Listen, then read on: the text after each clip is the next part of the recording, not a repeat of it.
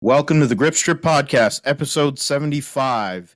Uh, it's a somber start to this Grip Strip Podcast. I'm Philip Matthew. I'm here with my co-host, Josh Fine. What's good, man? Yeah, I'm doing great, Phil. Of course, somber start to the podcast. A couple weeks ago we talked about Bob Jenkins passing away, and in the video tribute from NBC, Robin Miller did his words for Bob Jenkins there, and then this morning we saw the report of Robin Miller now passing away, and so another important journalist in the IndyCar series, really probably the biggest advocate for IndyCar racing. Until his death. But Robin Miller passing away today at the age of 71, such a important person in the industry, like I said, and just someone who impacted a lot of people. And I think his writing definitely influenced you. Definitely enjoyed his takes on IndyCar racing and his no BS attitude about it. So just unfortunate again that we have to hear this news, but he was a good person and glad that he's going to be looking down on us being able to talk about racing with all his heroes from the past. Yeah, it's an what? It's an unbelievable time.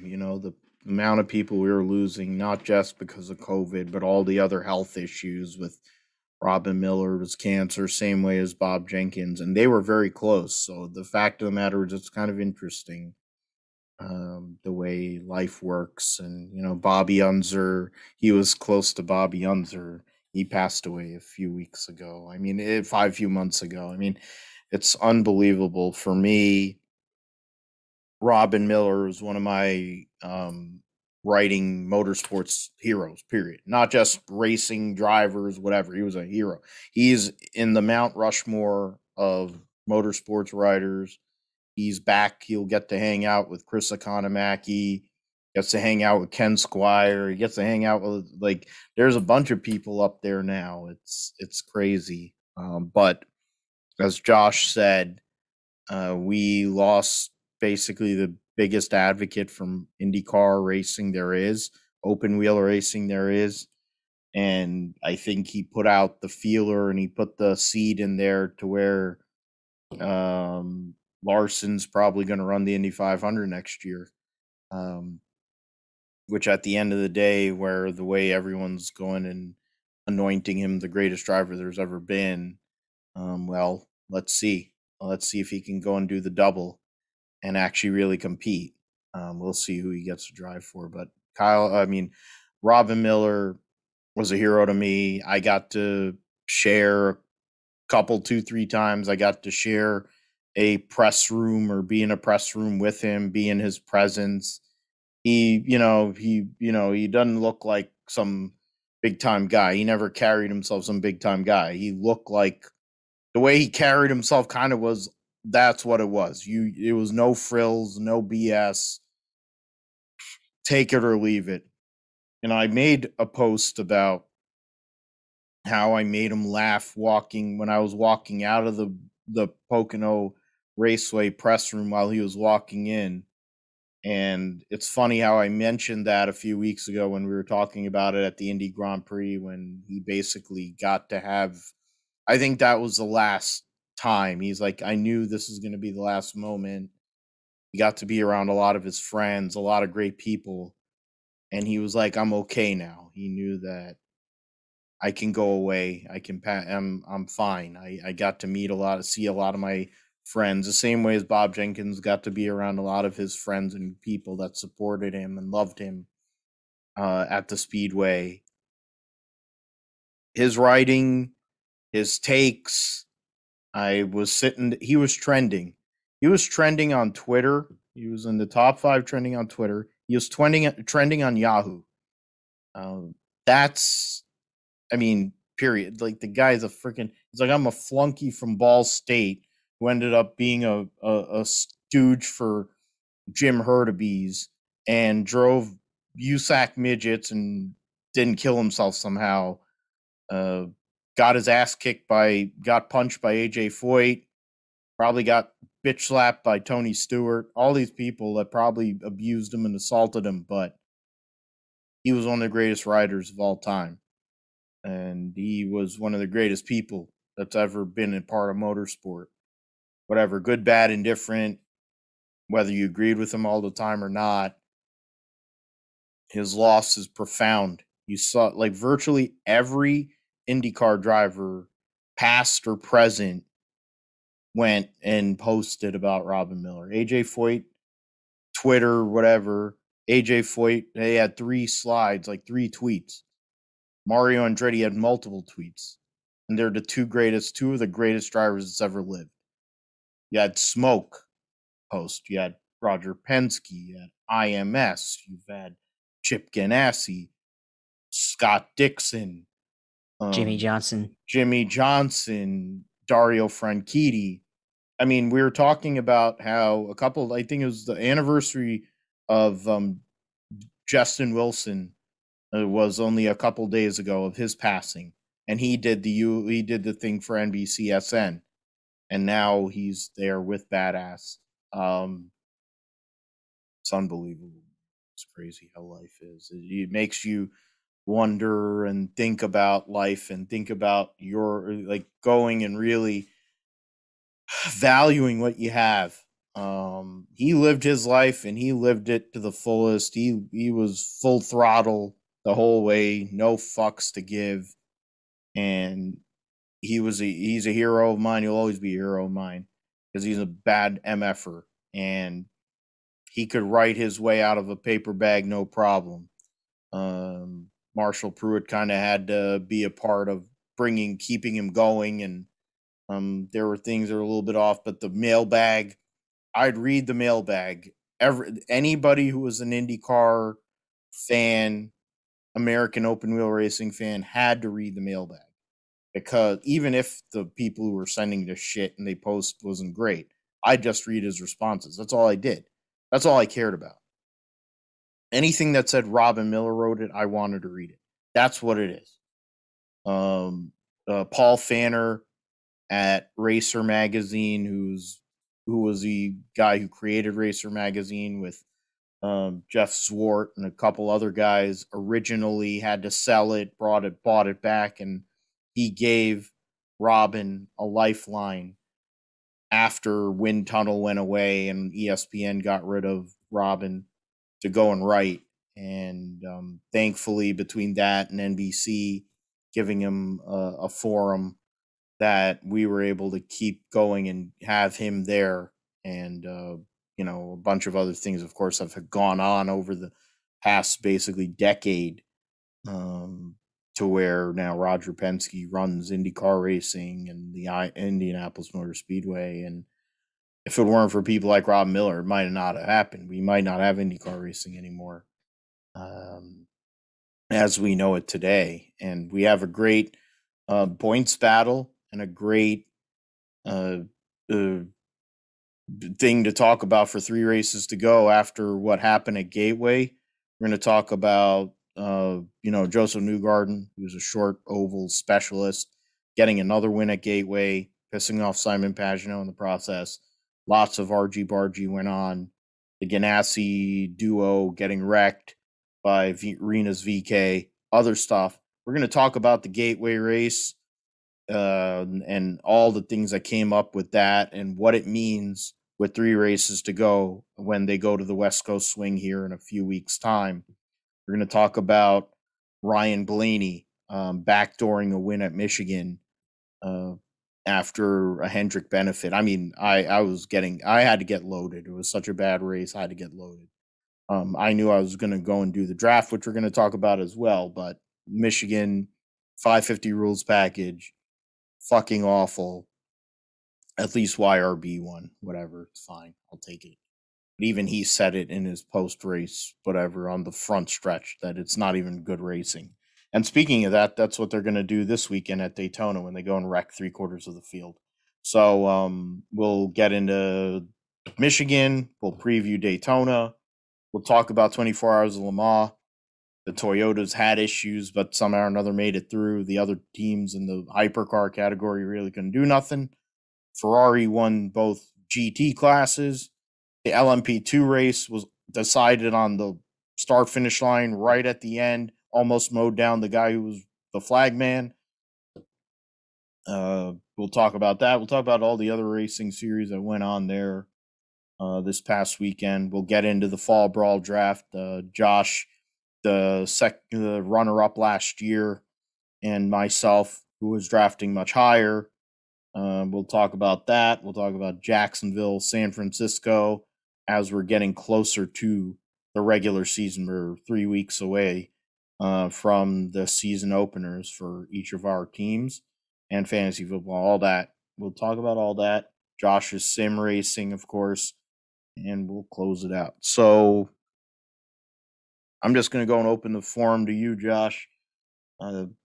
Josef Newgarden goes and gets yet another win, a crucial win in his chase to become a 3-time IndyCar Series champion, winning at Gateway, last oval of the year. Pato O'Ward was behind him after Alex Palou and Scott Dixon were taken out in a wreck because of Rinus VeeKay opened the door.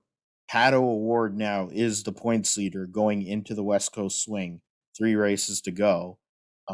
Colton Herta had a car to win, busts a drive shaft, and goes out. Alexander Rossi had a car to win, crashes. It's the same way as St. Pete last October. So 2 Andretti Autosport cars, best 2 Andretti Autosport cars, fucked up, and it kind of opened the door. Newgarden was up there anyway, but it opened the door for Newgarden, which is why he is one of the best there is. And Pato O'Ward had to get kind of brought down by Taylor Kyle, and they were debating how he was driving, but it was a Chevy benefit at the end of the day, and we'll talk about another Chevy benefit that was going on in Michigan, but Josef Newgarden put himself right back into this points championship, and Pato O'Ward put himself one step closer to possibly getting that IndyCar Series title for McLaren SP.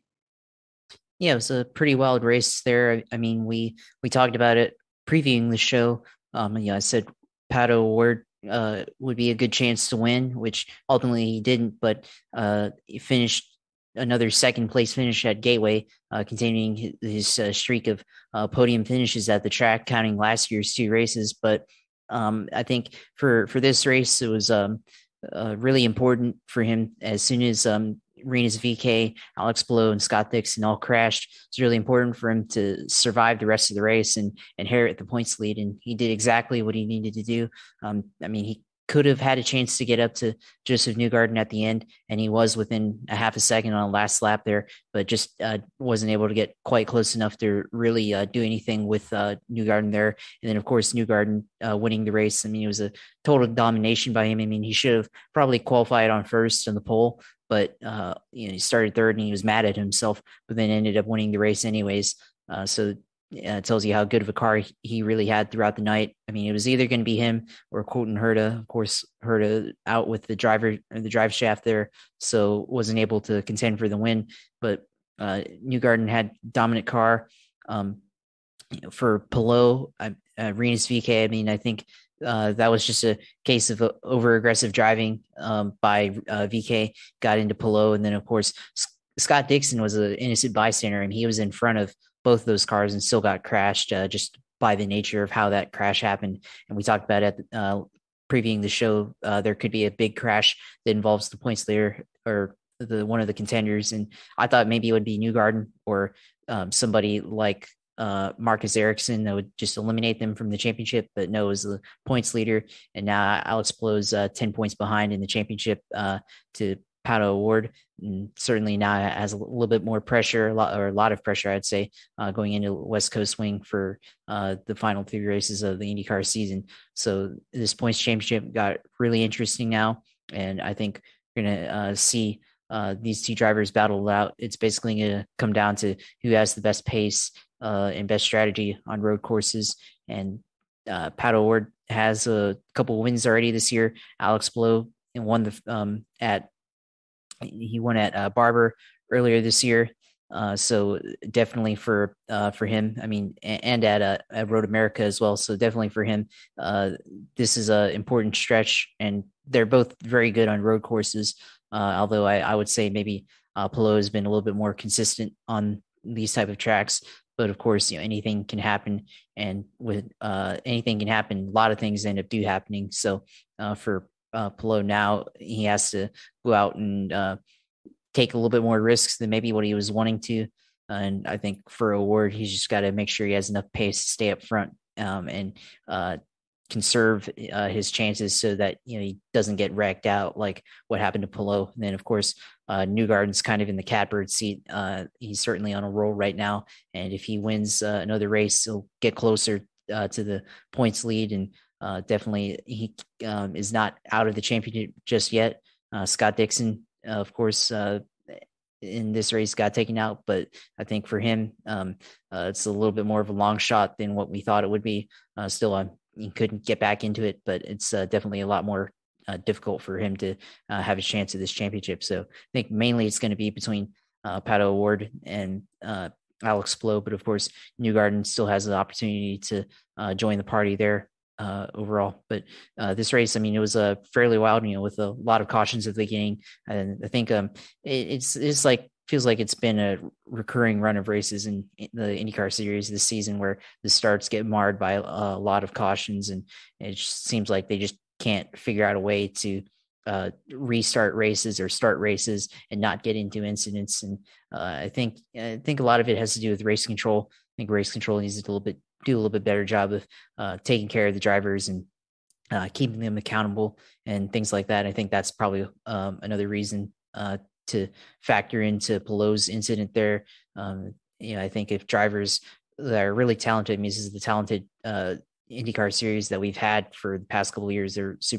supremely talented group of drivers, but they're prone to making mistakes and taking out other drivers, and it breaks up the flow of the races, and takes away from the credibility of the sport, being able to put on good races. Even though there is good racing, it's just they happen to crash a lot, especially at the beginning of the races. And definitely, if you're at the race, like, you don't really want to see those many cautions over and over again. If you're watching on TV and if you're trying to introduce somebody to the sport, having all those cautions over and over again kind of goes against getting that interest, because then it takes away from the action. But all of those happen, and we just have to deal with it, and hopefully they can figure things out and not have bad incidents, and they can have a little bit more cleaner racing. And I think that would help with the series marketability and being able to show that to other people who are getting into racing, other racing fans like from Formula One, to continue to grow the series. I think there's a lot of opportunity for that. They just have to make sure that they can be competent, I guess, in their ability to showcase the great IndyCar racing that we like to see. Yeah, I think the last couple of races, as you said, have not been the greatest exposure. The Nashville race looked in a lot of ways like a cluster. The early part of the race at Gateway, they were running over each other. I mean, the truck race wasn't much different and to be fair, at certain times. The reality is both of the races at Gateway this weekend were similar in that there were dominant figures, and Colton and Newgarden dominated, led virtually the entire race. Same way as Sheldon Creed, and we'll talk about that in a little bit. But there was nonsense going on behind him, and you had random people getting in the top 10. Getting into the results, Josef Newgarden wins, led 138 laps. Most laps, so he got the bonus points for that. Pato O'Ward second. Will Power qualified on pole, finished third. Scott McLaughlin finished fourth. So Penske 1, 3, 4. And Pagano finished eighth. So all the Penske cars in the top 10. Sebastian Bourdais led 18 laps in the AJ Foyt number 14 and finished fifth after starting 18th. Takuma Sato, former winner there, started 16th, finished sixth. Ryan Hunter-Reay finished seventh. As I mentioned, Pagano. Ericsson finished ninth. and Jack Harvey finished 10th. Connor Daly, think, got the tied for the best finish that the Carlin Racing team has had all year in 11th. Dalton Kellett had the best finish of his career in 12th. Roman Grosjean was one of the most entertaining guys the whole entire night. He finished a lap down, but his drive was way better than where he finished 14th after starting 14th. Yeah, it's the Highline Only hero there. Yeah, he was diamonding corners like a freaking oval veteran. He was probably the most entertaining guy out there outside of, I think, Colton. Uh, Rossi, of course, wrecks it when he had a chance, which has become like the norm for him. Herta, if he isn't crashing, he has a mechanical. The Andretti Autosport team has taken a dive. I mean, for Rossi, he hasn't had it for a couple, 2, 3 years since Herta showed up. Herta, if he isn't making a mistake, they make a mistake. They need to fix things real quick, and they're going to have 2 new drivers next year, and one of them is going to be Grosjean, so they better get things in line. Of course, we've talked ad nauseum about Dixon, Pillow, and VK. Ed Carpenter wrecked by himself. It was a terrible weekend for Ed Carpenter Racing.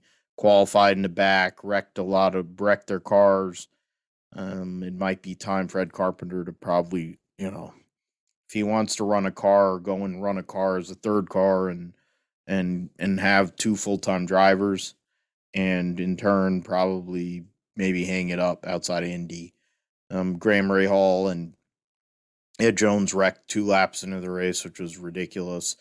Ed Jones went and decided to go and clear himself right into, or Graham Rahal or whatever the hell. I think it was a stupid wreck. Ed Jones went, his stupid idiot maggot moron owner Jimmy Vassar said, "Oh, he got Rahal," and then in the end, Ed Jones fucked up because he's Ed Jones. There's a reason why Ed Jones is freaking 20th in points. There are guys that have not even run a full season ahead of him, and Rosenquist missed, I don't know, 2 races, and he's only 26 points behind him. Root Beer Floathead is only 29 points behind him.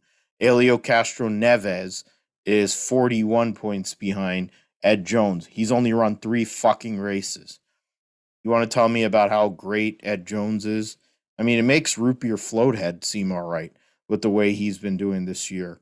Like, Ed Jones does not even have a job, and that team sucks. And I mean, people want to hate Graham Rahal, but he told it like it is. He told the truth. Nobody likes him because they think he's daddy's money. Here's the reality: the guy actually gets sponsors. He was 6th in points. He was trying to get to the top 5 in points, and he had a car. Qualifying was decent. He had a car that could have been top 5. I mean, Sato finished 6th. So the reality is they could have finished top 5 with that, and he would have had a chance to possibly win, or more than likely not, but possibly win and put himself in a chance to get a top 5 points position. And he's done it quietly all year. You get destroyed 4 laps into a 260 lap race. That's pretty weak. And now it's an uphill climb for him. In regards to the points, since I mentioned it, Pato O'Ward has a 10-point lead. Josef Newgarden's 22 points behind Pato. Scott Dixon, 43. I think that's one of his championships. He had to, I think, 15 when he had to beat Juan Pablo Montoya. He had similar type of gap. Ericsson's at 60 points. Graham Rahal, after I think he was 6th in points, he dropped a couple places. It's a close battle between Herta, Pagano, Rahal, and Power are separated by 9 points now. So that could go and flip around as the last 3 races go. Sato took 10th over VK. That's only 1 point. Alexander Rossi is in 12th. McLaughlin, who's in a fight with Roman Grosjean for Rookie of the Year, is ahead by 23 points. And so that they have 3 races to go, so that'll be interesting to see how that all ends up. But a lot to talk about. We'll get into it in more detail next in a few weeks' time when we get into the Indy cars and when they get on the West Coast swing there. We will now talk about Michigan and the events at Michigan International Speedway. It was at the Firekeeper Casino Firekeepers Casino 400. 400. Saw Ryan Blaney win his second race of the year. First time in his career he's won multiple races. So YRB gets the dub. Behind him was William Byron, Kyle Larson, Kurt Busch, Denny Hamlin, D. Burrito, Kyle Busch, Clyde, Baba Booey, and Martin Truex. Chase Briscoe had a run. Kurt Busch cock-blocked him like Ronnie the limo driver. He had a chance to win that race. I don't care what anybody says. He could have won that fucking race, but Kurt Busch did Kurt Busch things. Basically, Larson and Elliott dominated the race. They led 138 laps between them. If you look at the Hendrick cars, they led most of the race between the 3 of them that were in contention because, of course, as per usual, Alex Bowman was nowhere to be found. But honestly, Ryan Blaney got the restart late and finished the job there at Michigan International Speedway. There's probably a reason why they only have one race at Michigan International Speedway, because running this package, it's got awful. I figure the new car ain't going to make it any better, but credit to YRB getting that second win, trying to give,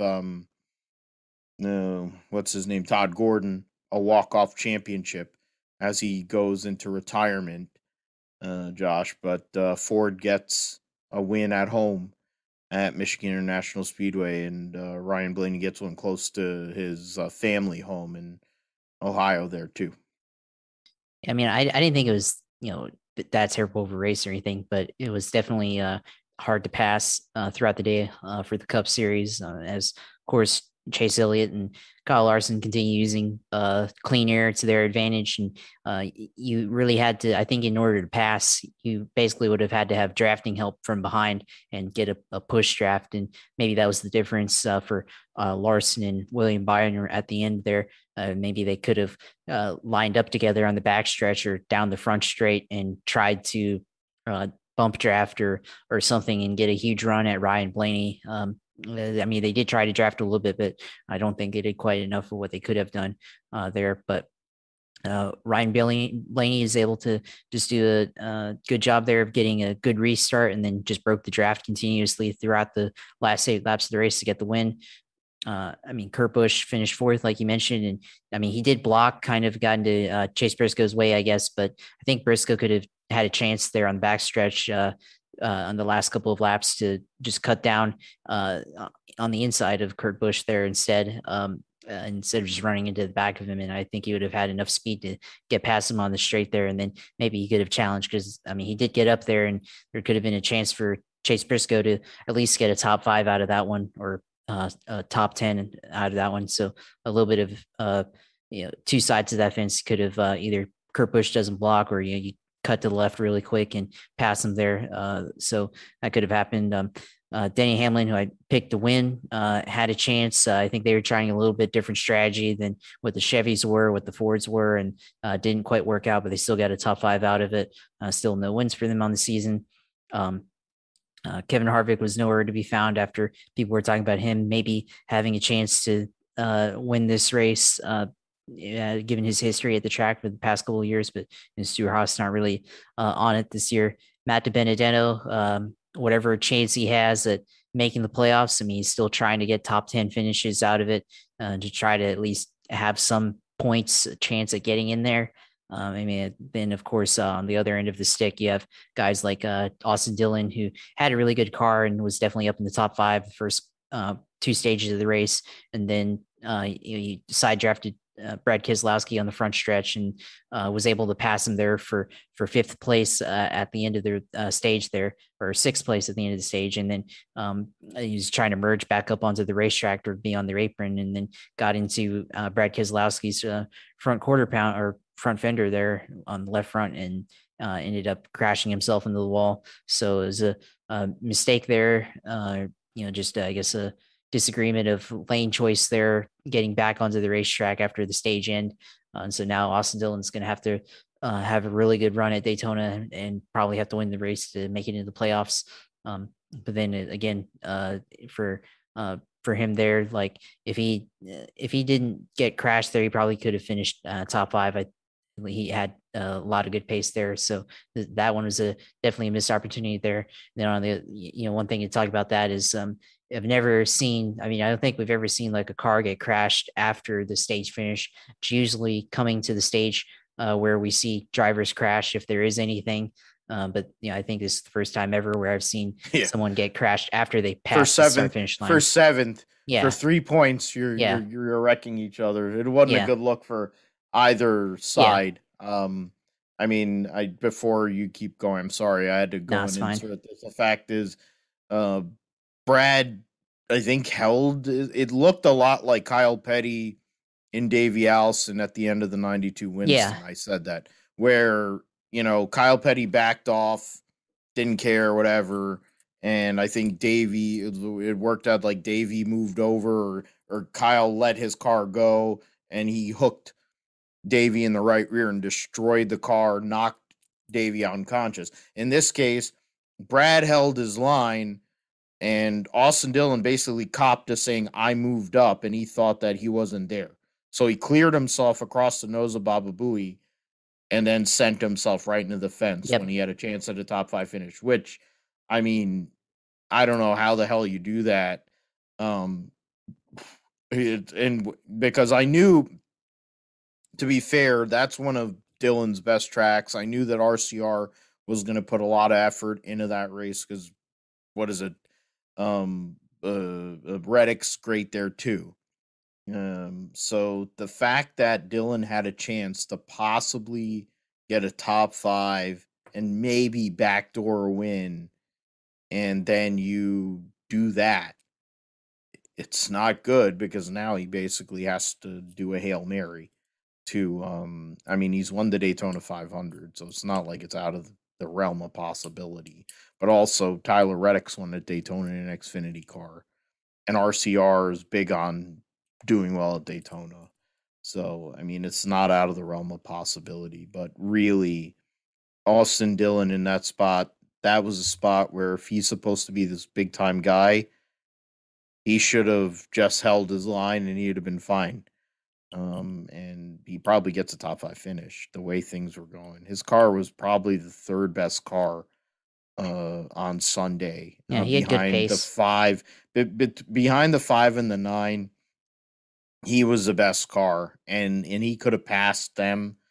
So, I mean, it was a real unforced error on his part to possibly go out there and maybe win a race and back yourself into the playoffs.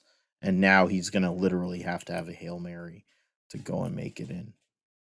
Yeah, but speaking of Tyler Reddick there, I mean, he had a chance to, I mean, he's still going to, on the inside of the playoffs, but had a really good chance to solidify his position going into Daytona. But he also had a crash there at the end after the rain caution, and for Reddick, had a really aggressive move to the very low inside of turn 3 and turn 4 with after that caution. Then he and Joey Logano kind of got into it. He got loose, kind of spun into the grass.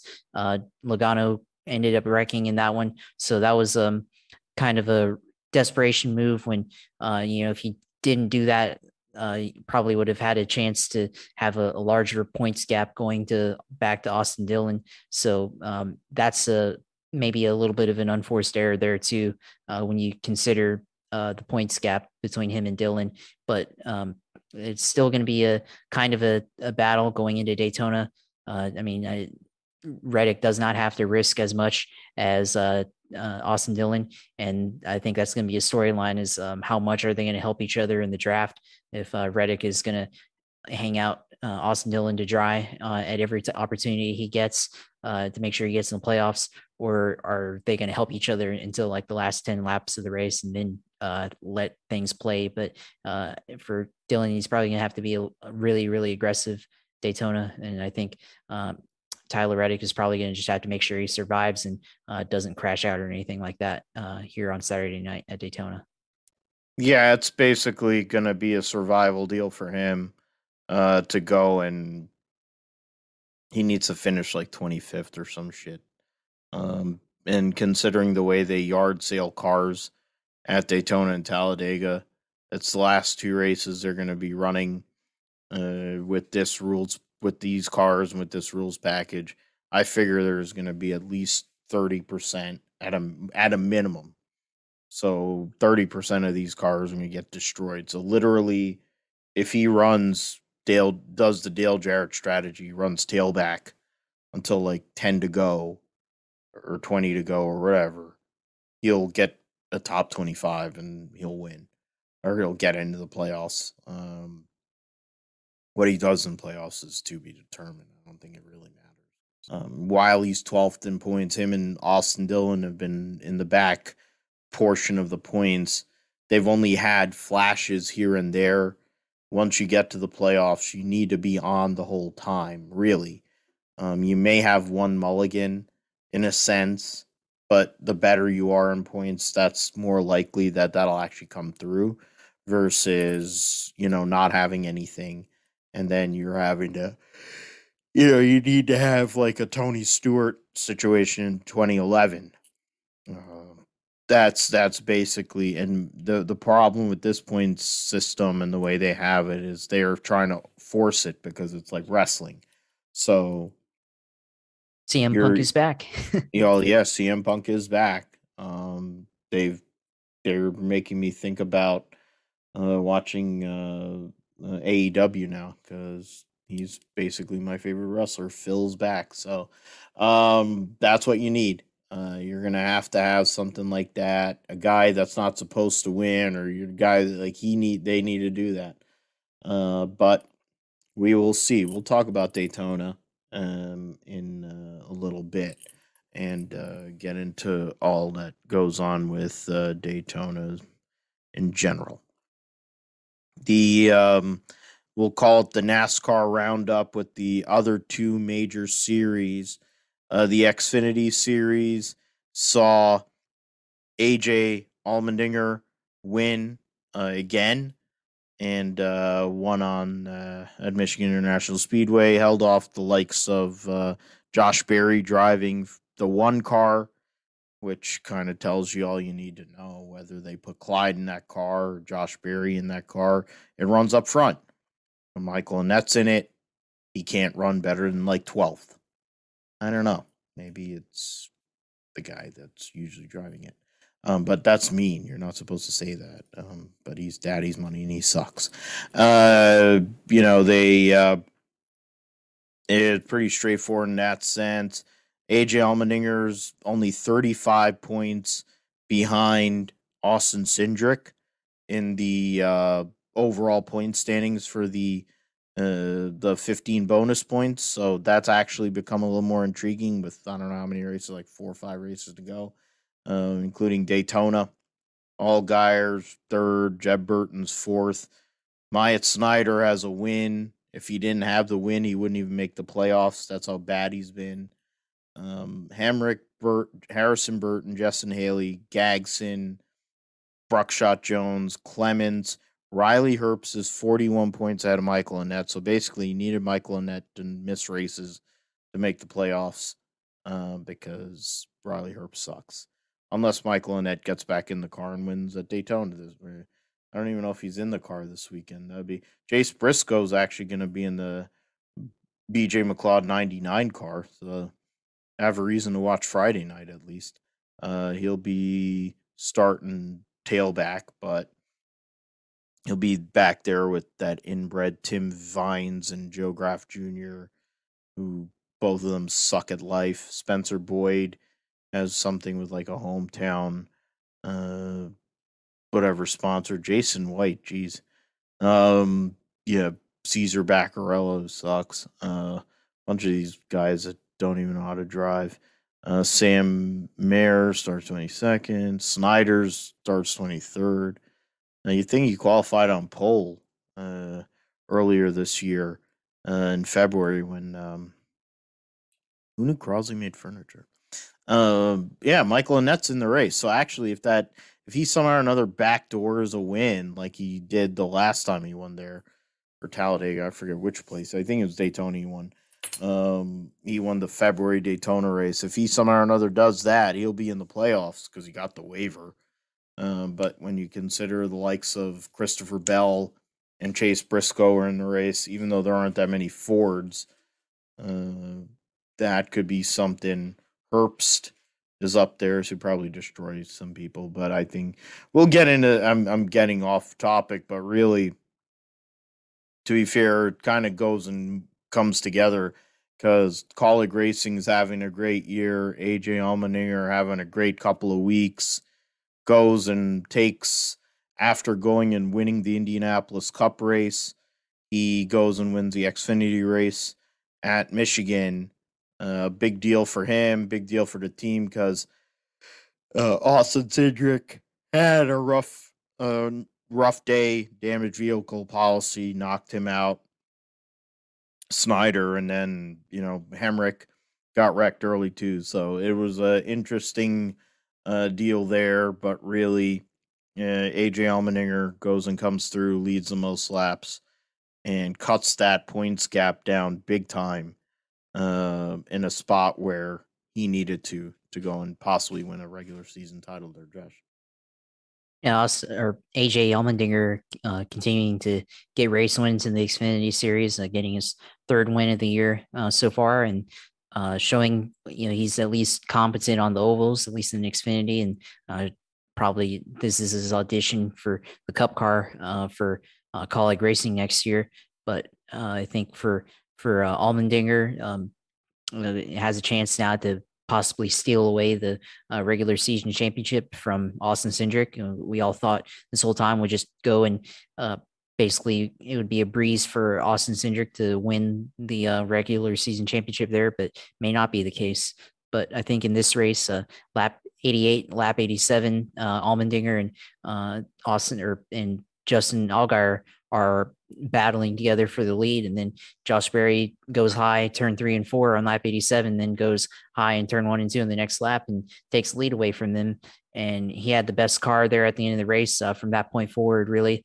After the next set of pit stops, he was able to, he was about to pass Justin Allgaier there and then ended up having a caution and then was trying really hard to get back up to the lead, but ultimately was not able to. I think or for those cautions, I think Josh Berry probably would have won this race, and I think it would have been a little bit of a better story considering how they had just announced during the previous week that he'd be full time at Junior Motorsports the next year, and getting another win would certainly just kind of be icing on the cake for that storyline. So, still for Josh Berry, proves that he's able to go out in these Xfinity cars and compete and lead laps and be a race winning car. So is definitely proving his worth so far, whether it's the 8 car or the 1 car, or even the 31 car when he's racing for Jordan Anderson there. So I think he probably would have won that race if it weren't for all that stuff. But of course, Allmendinger continuing to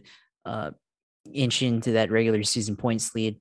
Still a few more races to go, but definitely getting closer to that and possibly could steal that one there if all things go right for him.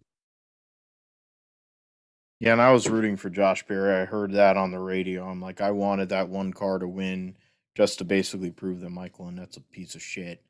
But then the restarts didn't work out too well for him. But I think at the end of the day, all of this is learning experience for Josh Berry towards his eventual goal of going and winning the Xfinity title next year, which he will be a favorite with the likes of Ty Gibbs, and whoever the hell else is left, probably Allgaier and a couple other freaking daddy's money ride buyers. But really, I think the championship will start with Ty Gibbs and Josh Berry, which will be the first time I think in a while that Junior Motorsports has really had a title favorite. Um, but unfortunately, they weren't able to close the deal there. Allmendinger, Jones, Gagson, Berry, Harrison Burton, the top five. Allgaier six. So the fact is, JRM 346, JGR second and fifth. Herbst, Brett Moffitt, Jade Buford gets a ninth place finish. So I think that was his best finish on an oval. And Bubba Wallace driving for Shiggy Hattori and Carl Long, running scuffed tires for most of the day, went down laps, but came back and finished 10th. Clemens finished 11th. Sieg, Ty Gibbs had nothing most of the day. Matt Mills actually didn't crash, so credit to him that he didn't crash. Jordan Anderson beat his buddy Tyler Reddick there, 15-16. Justin Haley was a non-factor, and that's about it. We talked about, and Jeb Burton had issues. You got some of these other people there. Jesse Little, he got correct. So Sam Mayer wasn't doing crap. So points, I mentioned the points already. Speaking of points, we get into the truck series, and Sheldon Creed won at Gateway, the Toyota 200. And that was he was a dominant figure there. Takes the points lead. He advances into the round of 8. So now he gets to prepare for the last 2 races of this round towards those 3 to possibly go and repeat as a champion. He doesn't have a ride. It basically said that in Victory Lane that he has no idea what he's going to be doing next year. He has nothing announced. GMS has a cup charter randomly. People forget about that. Maybe that's a thing. Maybe he goes to Xfinity Series with JRM. Maybe, who knows what it'll be. But Sheldon Creed is one of the best drivers there is right now in NASCAR, one of the young guns. And he went and put a stamp on his claim to try to defend his championship over John Hunter Nemechek, who didn't really do much of anything on Friday night at Gateway with the lights on or off. John Hunter only finished 22nd in that race after there was a bunch of accidents and crap. So Sheldon Creed, Matt Crafton, Ben Rhodes, Stuart Friesen, Johnny Sauter, top 5. Johnny Sauter changed crew chiefs. Him and Joe Shear were separated. Joe Shear ended up working with Ty Majeski. And Ty Majeski had a good run, but got taken out in a big wreck that involved a bunch of other trucks, Eckes and Ankrum and Jake Griffin in the 45. Chase Purdy, Haley Deegan, Carson Hocevar was terrible all night. Austin Wayne, Jack Wood, the top 10. Yeah, I mean, Ryan Truex should have gotten the top 5, but he got ran over by one of the Gray brothers. Or top 10, he got run over by one of the Gray brothers. Both of them were just like darts without feathers because they really suck. There was a lot of bad driving and bad driving standards in this race too. But Sheldon Creed dominated. It was really just him. The only other person that had something was Zane Smith, and then he had a rear gear issue. So it was a GMS kind of show, which is something we haven't said in a while. And that may be is it a precursor in your mind, Josh, or is it just because it was Gateway and it's a place where Sheldon Creed has been good at before as we go towards Darlington, which Sheldon Creed won at Darlington earlier this year. And Zane Smith actually had a really good run there last year in September, amongst other people. I think whatever Derek Kraus. I forget who won the race last September, but it be a precursor for GMS to possibly go and sneak around Kyle Busch Motorsports here and John Hunter and Eric Phillips, who have been the dominant figures so far in 2021 to get a Truck Series championship.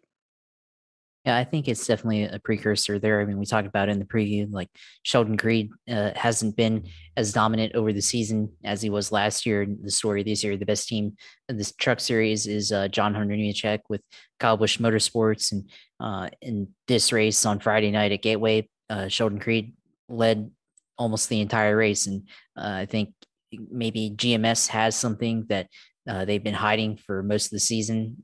And they've let Hunter Nemechek, get the regular season points lead and all that stuff, but now they're right back in it. They're only 2 points behind Hunter Nemechek in that championship battle going into the second round at Darlington in a few weeks from now. But John Hunter Nemechek wasn't even a factor in this race. So he was involved in that big wreck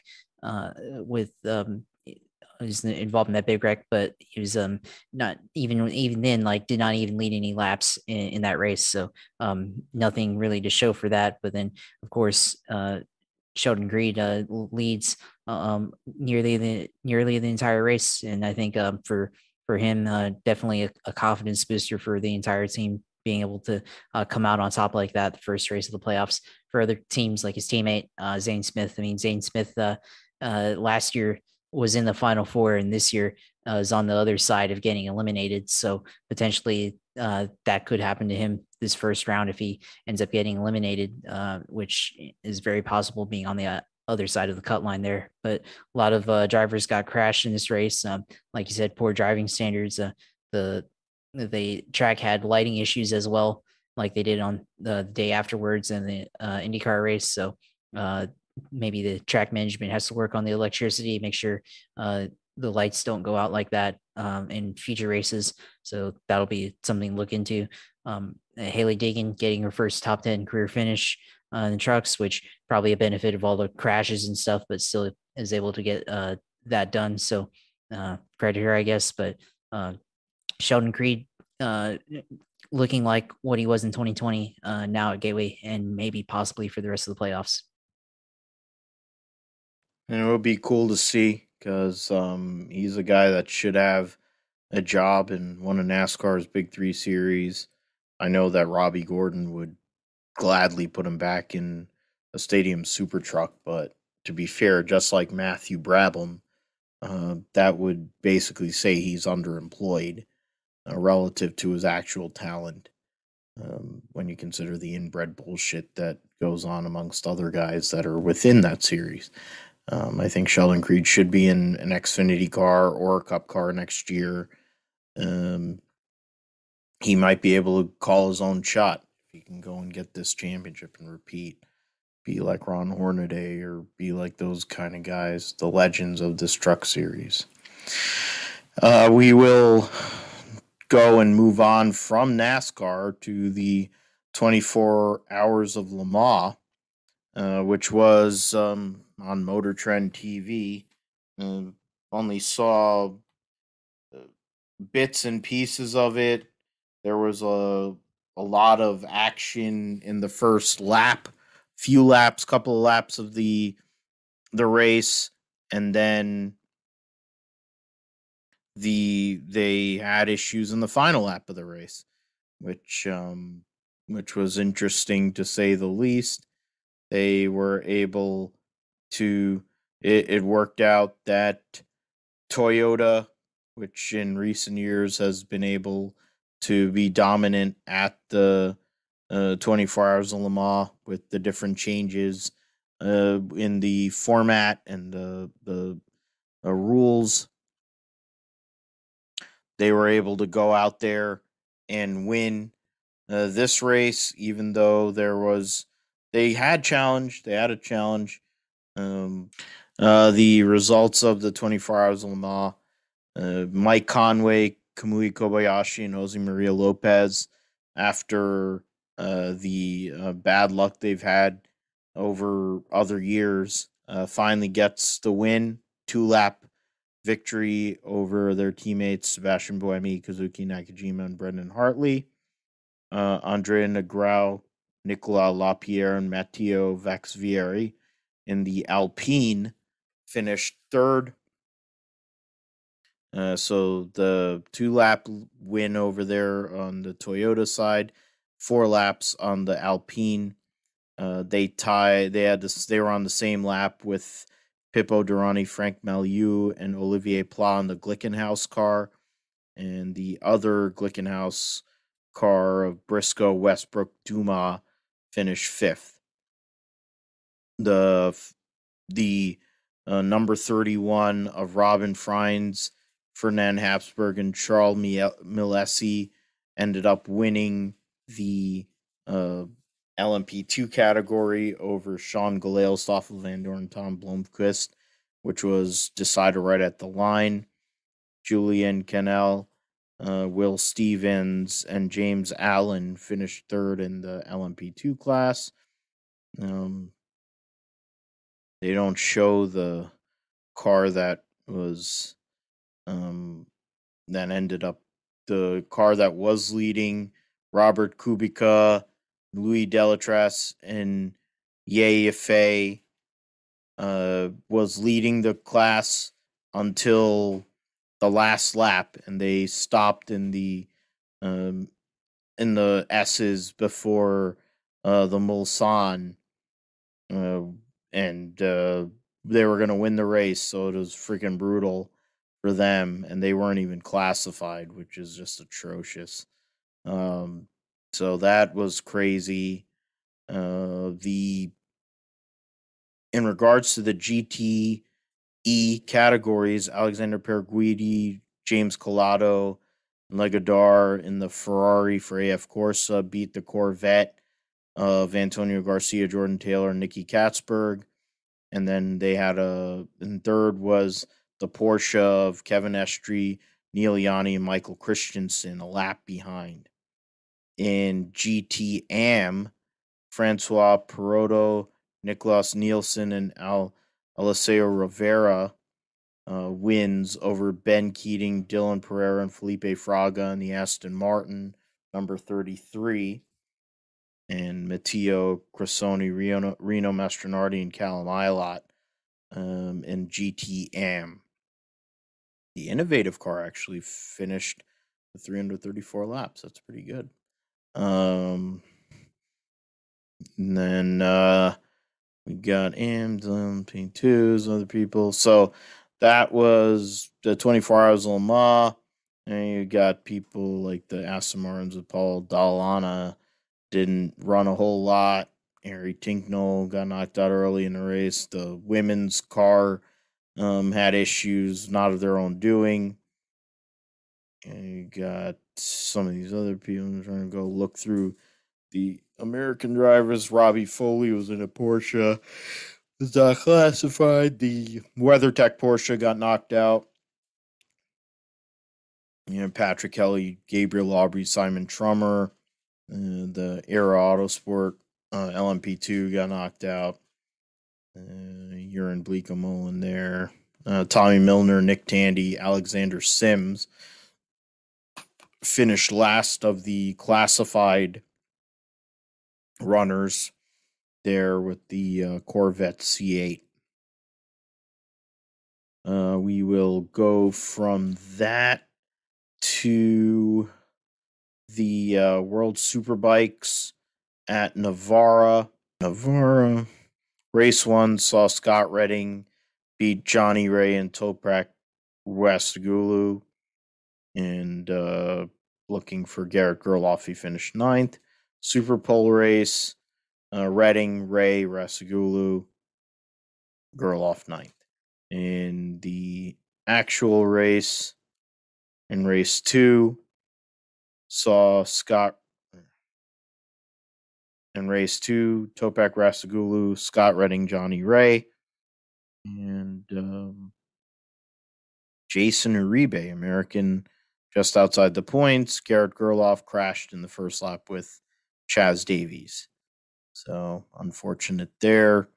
The standings see Johnny Ray and Topak Rasagulu tied at 311 points. Redding is in third and not challenged over 100 points ahead of Alex Lowe's. Andrea Locatelli in fifth is only 1 point ahead of Michael Ruben Rinaldi. Tom Sykes is seventh, was it 5 points behind? Gerloff is 16 points out of the top five, and he has a big gap on Chaz Davies. So that will be interesting as we get into the last few races of the season. The Indy Lights ran at Gateway last week with David Malukas beating Kyle Kirkwood, and that was a good racing between the two of them. Kyle Kirkwood had some big saves in the races. They had the in-car cameras on that. David Malukas gets a double, beating Kirkwood in both races. Benjamin Peterson finishing third in both. Devlin DeFrancesco fourth in race one and fifth in race two.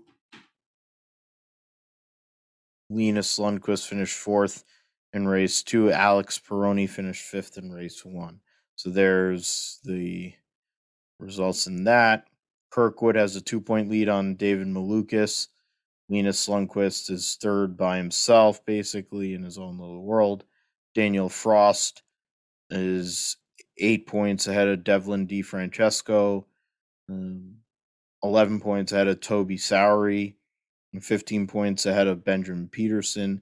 So actually, from Daniel Frost to Robert McGinnis is 23 points. So that's actually a pretty good battle between those guys. Kirkwood, of course, looking towards trying to get an IndyCar ride. I don't understand why David Malukas isn't in talks to be an IndyCar ride the way he's been running this year, but I guess we will see what happens with that. DTM at the Nürburgring last week. DTM, we have Ludwig 10 different GT3 manufacturers. Team Albon. Oh, Alexander Albon won. Oh, that's something. That must be nice. Race one. Why is it showing he's old? So race one at the Nürburgring saw Kelvin van der Linde, Philip Ellis, Mike Rockenfeller, the podium with Goetz and Whitman, the top five. And in race two, as I mentioned, Alexander Albon won over Daniel Ucandela, Marco Whitman, Maximilian Goetz, and Esteban Mu. Arjun Maini actually finished seventh. That's something. Van der Linde still leads the points by, 29, 33. Goetz, Wittmann are only separated by 2 points. Albon's now up to fourth over teammate Liam Lawson. Philip Ellis, sixth. Rockefeller, Auer, Mueller, Young top 10. Arjun Maini gets his first points of the year or recent time there. So he's gotten points. People in this, Sophia Flores, Schubert Haupt, and people, Dev Gore got thrown out of his ride, I guess, because he didn't have money anymore because he sucks.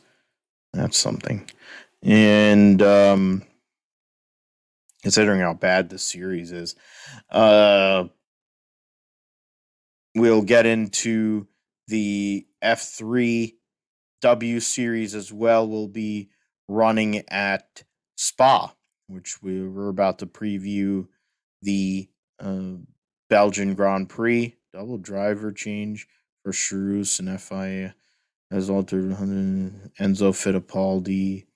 And oh wow, so that's interesting. Yaney, so US 400 is set to do well. So two Americans are going to actually be out on the grid um for the team at Charus Racing Systems. So you have Logan Sargent and then Yaney, who won the USF 4 championship, will be racing here. So that'll be cool. So another American on the grid. So that'll be pretty good. That's interesting. So the one guy sucked. He didn't have best finish at 13th, but Enzo Fittipaldi actually had gotten a podium at the Hungaroring, so probably run out of money. World Rally Championship, 2 hybrid rally 1 entries. We'll see about that. No, that's not what I wanted to do. In regards to the points at in Formula 3 going into the races at Spa, the 3 races they'll have at Spa this coming weekend. Dennis Hauger has a huge point lead. He's got 67-point lead over Jack Doohan, Ollie Caldwell. But Jack Doohan, Ollie Caldwell, and Frederick Vesti are only separated by 9 points. So that's really the main battle. Smolier and Clement Novalak are a little bit further behind. Victor Martins. Those are the 7 guys that have really been up there most of the year. Artur Leclerc, Matteo Nannini, Caio Collet, Iwasa, Schumacher. They're within 9 points. Sargent, and that's a separate battle. Sargent, of course, got called in late to drive for Charus, and after nearly winning the championship, he's in a worse car, and we see all the guys that are in the team that he was in are all contending. So we'll see what happens with that. Maybe Logan Sargent gets a win. Be nice. Juan Manuel Correa returning to Spa for the first time since the accident, which saw Antoine Hubert. Yeah, that's who it was. So, the passing of Antoine Hubert. So he, first time he'll return there. You have other guys like Kalen Frederick, Jack Crawford, Americans struggled so far this year. There's guys. We'll see how all that goes. In regards to W Series, they'll be running at Spa. Chadwick is taking the points lead over Alice Powell, trying to defend her title. Otherwise, it's pretty close between a bunch of girls. Marty Moore, Kimmelainen, Wohlwend are only separated, and Sirikova only separated by 3 points. You have Abby Eaton, who was the Stig in the Grand Tour and is the girlfriend, I think, of Alex Powell, is in 12th. Sabery Cook, the American, no points so far this year. Caitlin Wood, the Australian, is also behind her. Jessica Hawkins, the British driver, has 1 point. Vicky Perea, who's good looking, she only has 1 point. Nice Instagram. She takes lots of great pictures. She should probably go and do it with less clothing. It'd probably be better for her because her driving ain't great. Betske Visser has been struggling this year. She's a W. She drives an LMP2 with another girl that's an Instagram basically influencer because her driving isn't great. She's that girl on DTM. Why am I forgetting her name? Whatever, fuck it. When it comes to scroll all the way over. MotoGP and Moto2, we've had the announcement of Maverick Vinales getting dropped by Yamaha officially. So he's He's pre-injury me could fight for you. That's interesting. Since the Honda is not that good, Vinales wants Aprilia wants Vinales to race its bike this season. We'll see what happens with that. Cal Crutchlow will be racing on the factory Yamaha in his place, and Jake Dixon will be making his debut for the Petronas SRT effort as the teammate to Valentino Rossi. Franco Morbidelli is still recovering from his knee injury, so that'll be interesting. So he's a factory contract until his retirement. Morbidelli, let's say, in Italian's placers about the A Spec M1. Britain's Dixon. That it's basically a case where the Petronas team, which there aren't going to be Petronas next year, trying to figure out who will be on those bikes. So they have the two English riders make a decision in the rest of the season. Probably he'll be on the bike for the rest of the year. In regards to the point standings, I mean, Fabio Quartararo consolidated his situation even with Pecco Bagnaia getting a second place finish. He's got, a 47-point lead on Bagnaia and Mir, who's trying to defend his championship. A 49-point lead on Johan Zarco. It's going to be very hard for any of those guys to really go and pass him for this world championship. Jack Miller in fifth. Binder, after the win and holding on for dear life in Austria, he's sixth over Vinales. Oliveira, who married his stepsister, because, yeah, I mean, people talk about the South, but I guess Portuguese people go and marry their kin. So yeah, and he has a kid with her, I think, too, which is creepy. Alex Espargaro, Jorge Martin, who won at Austria 1, is the top 10. Mark Marquez, just outside the top 10. Moto 2 standings. The Americans have had struggles here in recent events. So Remy Gardner has a 19-point lead on Raul Fernandez. Besekki's in his own little spot. Sam Lowe's in his own little spot in fourth. Canet, Fernandez, Gianantonio, Agura, all separated by 3 points. Schroeder is 11 points out. Roberts is dropped all the way out to 11th. And Cameron Bobier is 17th in points as we get towards the race at Silverstone here this weekend. Extreme E will be running in Greenland this weekend.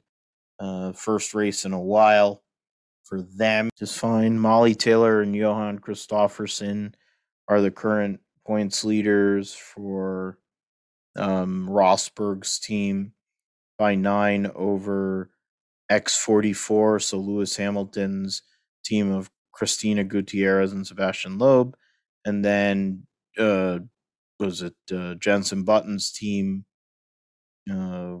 with Kotolinsky, and now Jensen Button will actually be driving this weekend. So they're tied. And then the Veloce team of Jamie Chadwick and Stefan Sarazan. So 3 teams tied for that. When you go and look further down, the American team of Sarah Price and Kyle LeDuc are further back in regards to the points. They don't really have, they're just running for wins. So hopefully they'll be able to put it together here in this race this weekend in Greenland. They're all there, but we're in a signs Spanish team. You have the Andretti United team with Katie Munnings and Timmy Hansen. They've announced that they're going to be back together next year. Of course, McLaren has already announced they'll be on the grid, and they have Tanner Faust coming in for as their male driver, and I don't think they've announced their female driver yet, so that'll be interesting who they pick up in regards to that. I'm gonna switch over to the British Grand Prix preview. Josh can go and kick in here in regards to what do you expect between, I mean, the main battle. We have the second half of the season, what we're going to see, but it starts and ends with Lewis and Max. Who do you think has the edge going to a classic circuit here? Not only on one lap, but in this race this weekend. And then on top of that, what do you see with the additional battles that are going on, McLaren, Ferrari, and then the three pods that we have essentially after we get past Mercedes and Red Bull for this weekend as we go towards a 3-week stretch, which will have the Belgian Grand Prix, the Italian Grand Prix, and the why am I forgetting? In Zandvoort, the Dutch Grand Prix. The Dutch Grand Prix in Zandvoort. So it'll be three races in a row after the summer break. Yeah, I mean, I think for this Grand Prix coming up here in Belgium at Spa, I mean, one of the classic Formula One tracks, one of the best tracks really in motorsports. But I think there's a lot of unknowns. I feel like with this battle, we've been away for so long, for almost a month now from Formula One.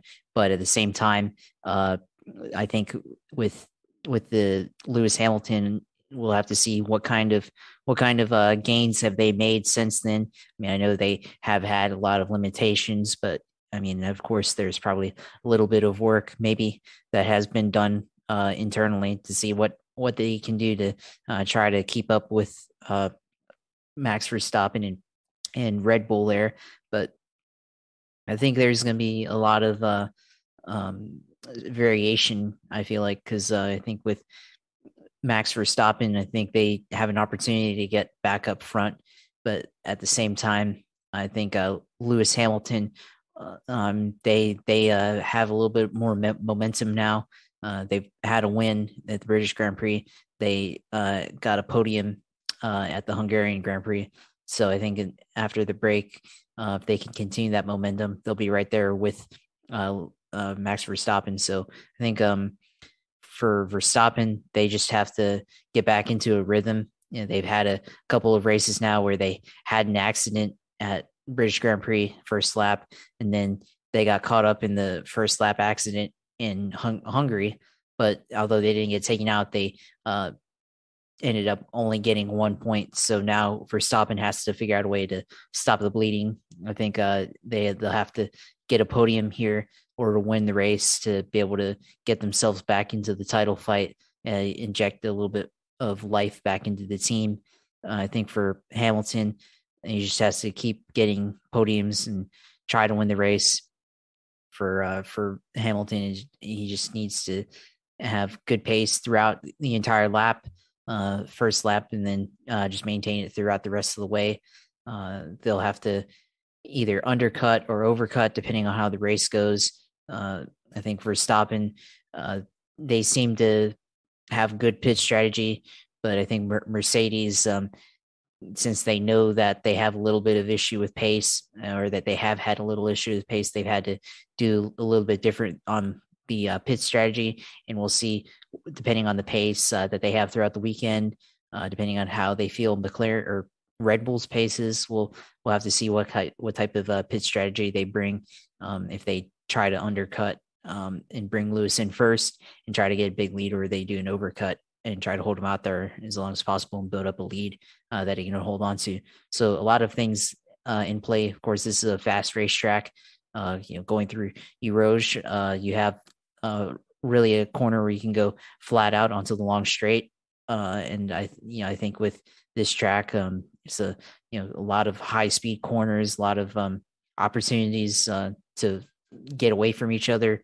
And there's really only a couple of corners there that are really low speed, where you can maybe try to make a move and pass.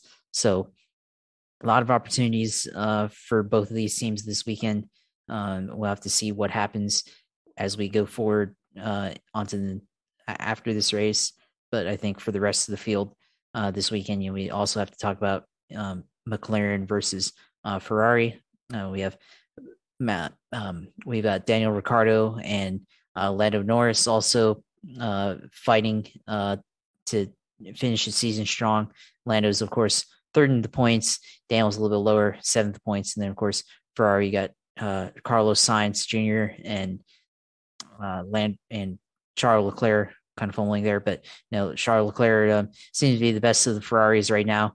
And seems like on some races, Ferrari has the pace, and then on other days, they don't.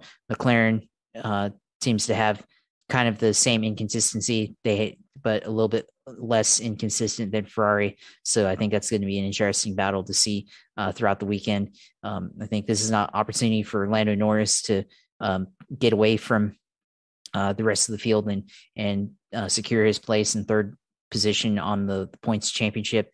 I think for Ricciardo, he's got to be able to finish higher than what he has been finishing. Try to shoot for a podium if it's possible without making any mistakes. As right now, it still seems like he's been struggling, and that's another storyline with Ricciardo. His feeling with the car's handling just seems like the car doesn't agree with his driving style, or he just doesn't fit his driving style just yet. So I think for him, it's going to be worth to see if he's able to make any improvements throughout the next course of the season, and if it feels any different than from what it does before. So that's I think for McLaren, that's where the focus is. And then of course Charles Leclerc, this is a good track for him, I think, of course, winning here in the past in 2019, but I think it's possible that I think they'll finish in the points. Is a podium likely? Not sure, but anything can happen. But definitely maybe like a fifth place finish or something for Ferrari. And then of course in the midfield, going back later into the standings, you have Alpine Racing going up against Sergio. Well, the rest of the field, I mean, you have, I think Alpine's fighting with Ferrari also. You have Austin and Martin also in that battle. And I think with that, we have now F1's overtaking award that they are going to give out, which I feel like is a little bit contrived. And apparently Sebastian Vettel is leading that award apparently, and there's no real metric really to see like what they're gauging for overtaking. I mean, obviously is the most passes, but I mean, it's really hard to say, for overtaking, because sometimes it happens due to strategy, and other times it just happens due to outright driving. And so I think maybe some passes may be inflated than others. So for Vettel, I mean, obviously it seems like he's good at passing, but I mean, I feel like that may not actually be the case, but we'll have to see. But for Alpine, they did win at Hungary with Esteban Ocon. Do they have that kind of speed again? Maybe not. Fernando Alonso, does he have another drive like he did at Hungary? I think that's another storyline to watch. Probably not, but does he drive like he did at Hungary to try to fight for position? Certainly that would be something to look out for. Vettel, does he own up to the award? Lance Stroll, does he at least not crash himself, or does he at least look competent? That's going to be something to look out for. So a lot of storylines throughout the midfield as we go to Spa, and it should be an entertaining race here this weekend. Yeah, it's one of the best races of the year. It's a classic.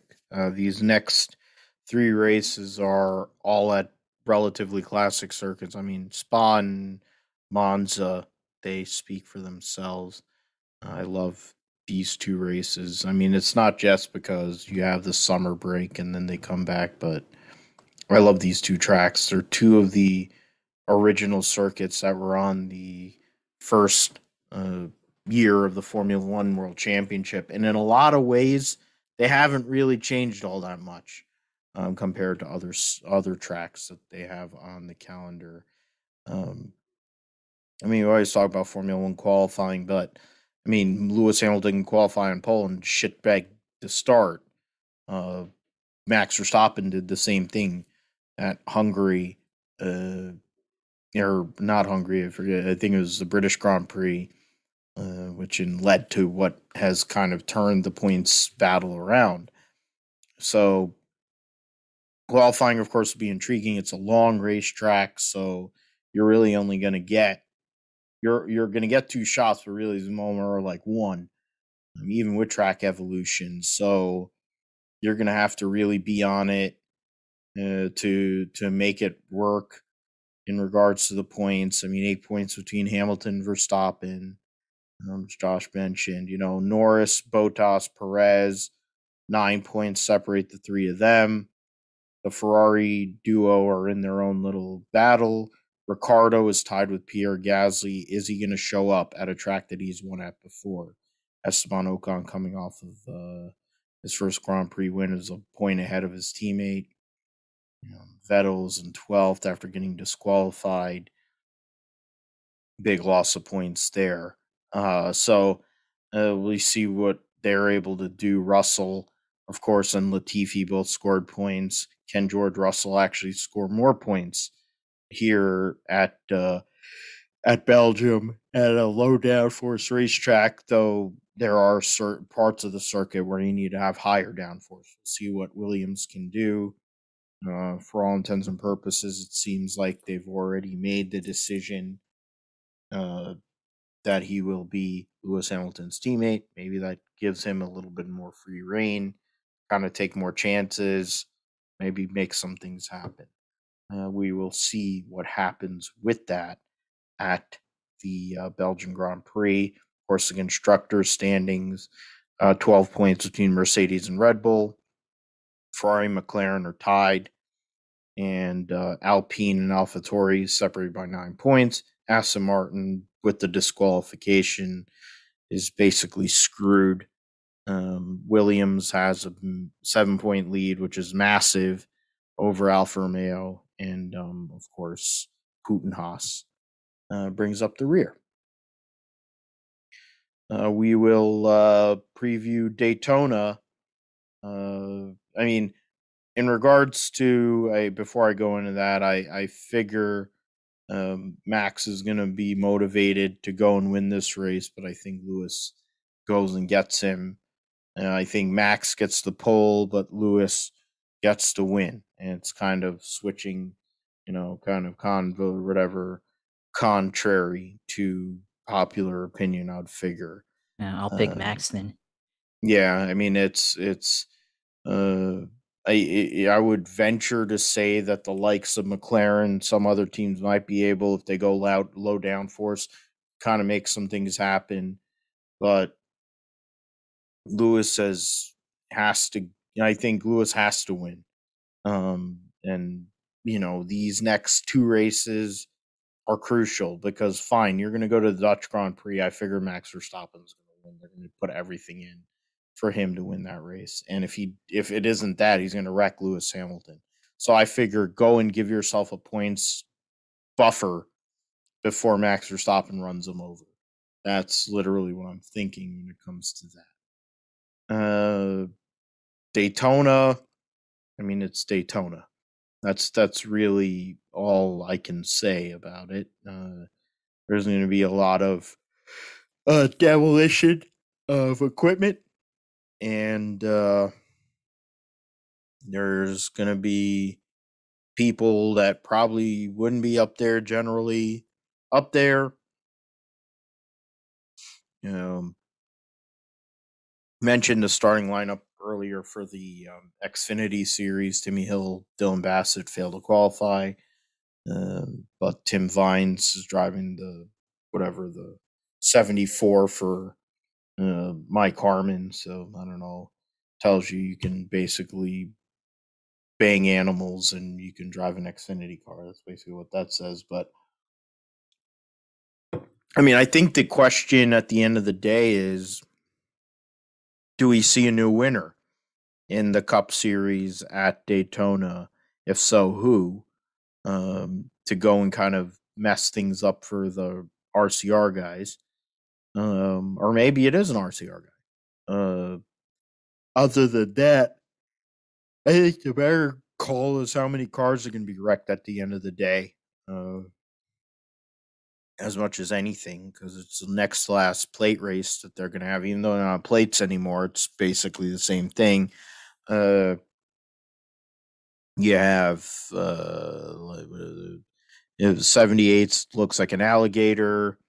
You have Kaz Gralla in the 16 car for Colleague. Landon Castle's driving for Gaunt Brothers, so Ty Dillon got sent.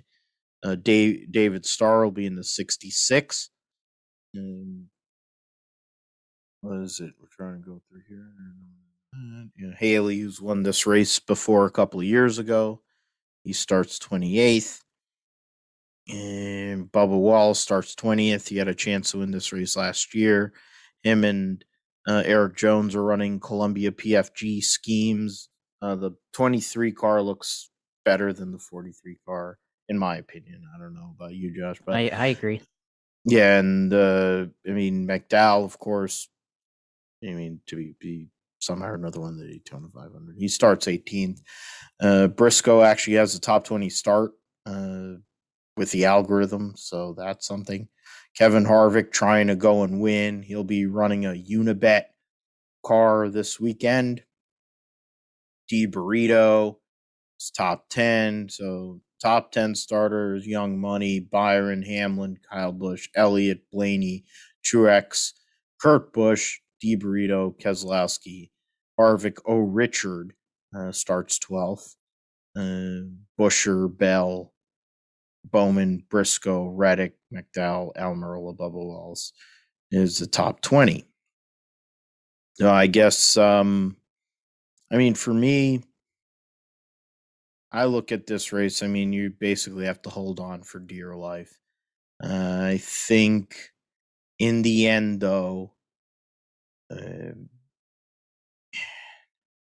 have a hard time believing that it'll be somebody that's outside of the current top 16 in points. I feel like Denny Hamlin goes out there and wins here in this spot. And if you're going to give me a wild card pick, or if I took a wild card pick, I would go and say Ross Chastain. I mean, that's a wild card because at the end of the day, I don't believe it's going to happen. But he's the kind of guy. A couple of years ago in the Daytona 500 in the 77 car, went for a Hail Mary move and it almost worked. So, to be fair, though, I think Denny Hamlin, 3-time Daytona 500 winner, goes and gets his first win of the year, albeit it won't matter for the regular season title, but he'll get 5 more playoff points that he will need to try to possibly go and beat Kyle Larson. How about you, Josh? Well, I mean, I think for the race this weekend, I think Denny Hamlin probably has a really good car. It's going to be a battle between the Toyotas and the Fords. I feel like just like it was back in February. But I think this time around, with Penske, all their cars are in the playoffs, but their satellite team is not in the playoffs with Matt DiBenedetto. And I think they can all team up. And it seems like the Fords, they're really good at teaming up and staying together in the draft. So I think they'll try to help Matt DiBenedetto get a spot into the chase or into the playoffs and get a win to get in the race. So I think it's definitely possible. Wood Brothers' 100th win is what you're calling. Yeah. Yeah, Wood Brothers, yeah. Which I forgot about as their 100th win. But the other side of that is all the Gibbs cars are in the playoffs. Hamlin's does not have a win, but has secured a spot into the playoffs. Do they all team up and get Bubba Wallace into the playoffs? Because they still have a strong car too. I mean, they were pretty good at Daytona until the very end when they all kind of got behind on pit strategy and they lost the draft. Talladega, Bubba Wallace won a stage there. So definitely being able to run up front there. So that's going to be an interesting storyline. Do which cars or which team ends up going out on top with help from their teammates or their satellite teammates? Because both cases, Wallace being a satellite teammate of Joe Gibbs Racing and De Benedetto being a satellite team for Penske with Road Brothers there. So that's going to be something to watch. Of course, you have other teams that still need to win to get in, like Austin Dillon, Tyler Reddick. I mean, Tyler Reddick's already in, but winning would only secure his spot, but still would count as a new winner. Austin Dillon's on the outside looking in. He's good at restrictor play tracks. Does he try and make something happen to win the race? Does he pull off a move like he did to win the 2018 Daytona 500 when he sent Eric Almirola into the wall in turn 3 to win that race? So lots to look out for. I mean, you talk about the amount of cars that could get crashed. I mean, I wouldn't say not like crashed, but at least have some kind of involvement in an incident, whether they take damage or not. I'd put it over under at 25. Whether they get tapped and spun out, but they don't hit anything, or they outright get crashed in some way, shape, or form. I'd put it at least 25 cars involved in some kind of incident there. So that's probably what it'll be looking like. And typical Daytona as we come to know it, especially with a lot of stakes on the line with this chase or with this playoff coming up. So definitely going to be a lot of wild racing. I think one thing we didn't mention is they are changing the restrictor plate back to 454 horsepower. Now it was 510. Now they're changing it back to 450, and they're getting rid of the wicker on the back. So now it's just gonna be a flat rear spoiler, no wicker on the back. So does that change the dynamic of the racing or not? Do they generate as quick of runs as what they've been generating from before? I think that's going to be something to watch out for. Of course, they could have gone the other direction and just chopped off the spoiler and let them have at it with the 510 and at least introduce some handling that would actually separate the cars probably. Although, I mean, they had shorter spoilers before and they were still close together and wrecking each other. So maybe not, I don't know. But, maybe with a little bit more power, they'd be able to get away with each other with the shorter spoiler. But I mean, it is what it is. So we'll have to see what happens. But should be a wild race. I mean, I'm going to pick Matt DiBenedetto winning the race, but wild card is Bubba Wallace. Yeah, it'll be something to see one of those two guys win their first career race. It is Daytona. It has happened before. I mean, last year, William Byron. Last year with William Byron, you had Jimmy Spencer, which they're posting on the NASCAR YouTube page when he won his first career race with an illegal engine over Ernie Irvin and Texas Havlin Ford. Yeah, I'm still bitter. It was 1994. I was 9 years old. I'm still bitter that fucking Jimmy Spencer won with an illegal engine. And then he won Talladega a few weeks later with an illegal engine. And that was the end of Junior Johnson Racing. But they're posting that on YouTube. Greg Sucks in 1985, which was the end of Bobby Allison driving for Dygaard when they ran the experimental car number 10 in the what was then the Pepsi 400 and now is a Coke Zero 400. And Gary Nelson was the crew chief, and Bobby Allison quit and started his own team. There's been Greg Biffle won his first race in this race too. I mean, there's been a bunch of guys that have won their first race here in the summer event. What used to be the Firecracker 400 now is just Coke Zero 400, the last race of the regular season. Xfinity series, I posted up there. Is it going to be a Colleague Racing benefit? Allmendinger starts on pole. You have Justin Haley in 9th and Jeb Burton in 13th. But you have other Chevys up there. The Junior Motorsports guys, they all run well there. Gagson's won there. Allgaier's done everything but win there. I mean, the other junior motorsports, Annette has won there. Tells you all you need to know. The 8 car Sam Mayer struggled since he took over that car from Josh Berry. But yeah, I mean, to me. I mean, I'll let you pick, Josh, in regards to what you think is going to happen. I mean, there's a few races left before they get to the regular season ending there, but is AJ Allmendinger able to go and keep his car in one piece to go and make points on Austin Cindric? Same thing. Also, can Austin Cindric make it through the entire race and not lose more points as he did this past weekend at Michigan? So that regular season points championship stays relatively close. Yeah, it's an interesting storyline for sure. I mean, I think with colleague racing, they're probably going to all stay together for the most part, probably until the last lap, and then they'll try to settle them amongst themselves.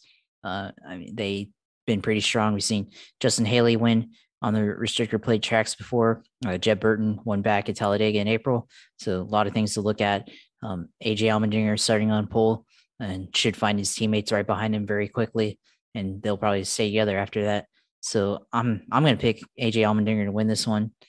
Just continue to cut into the lead of Austin Cindric.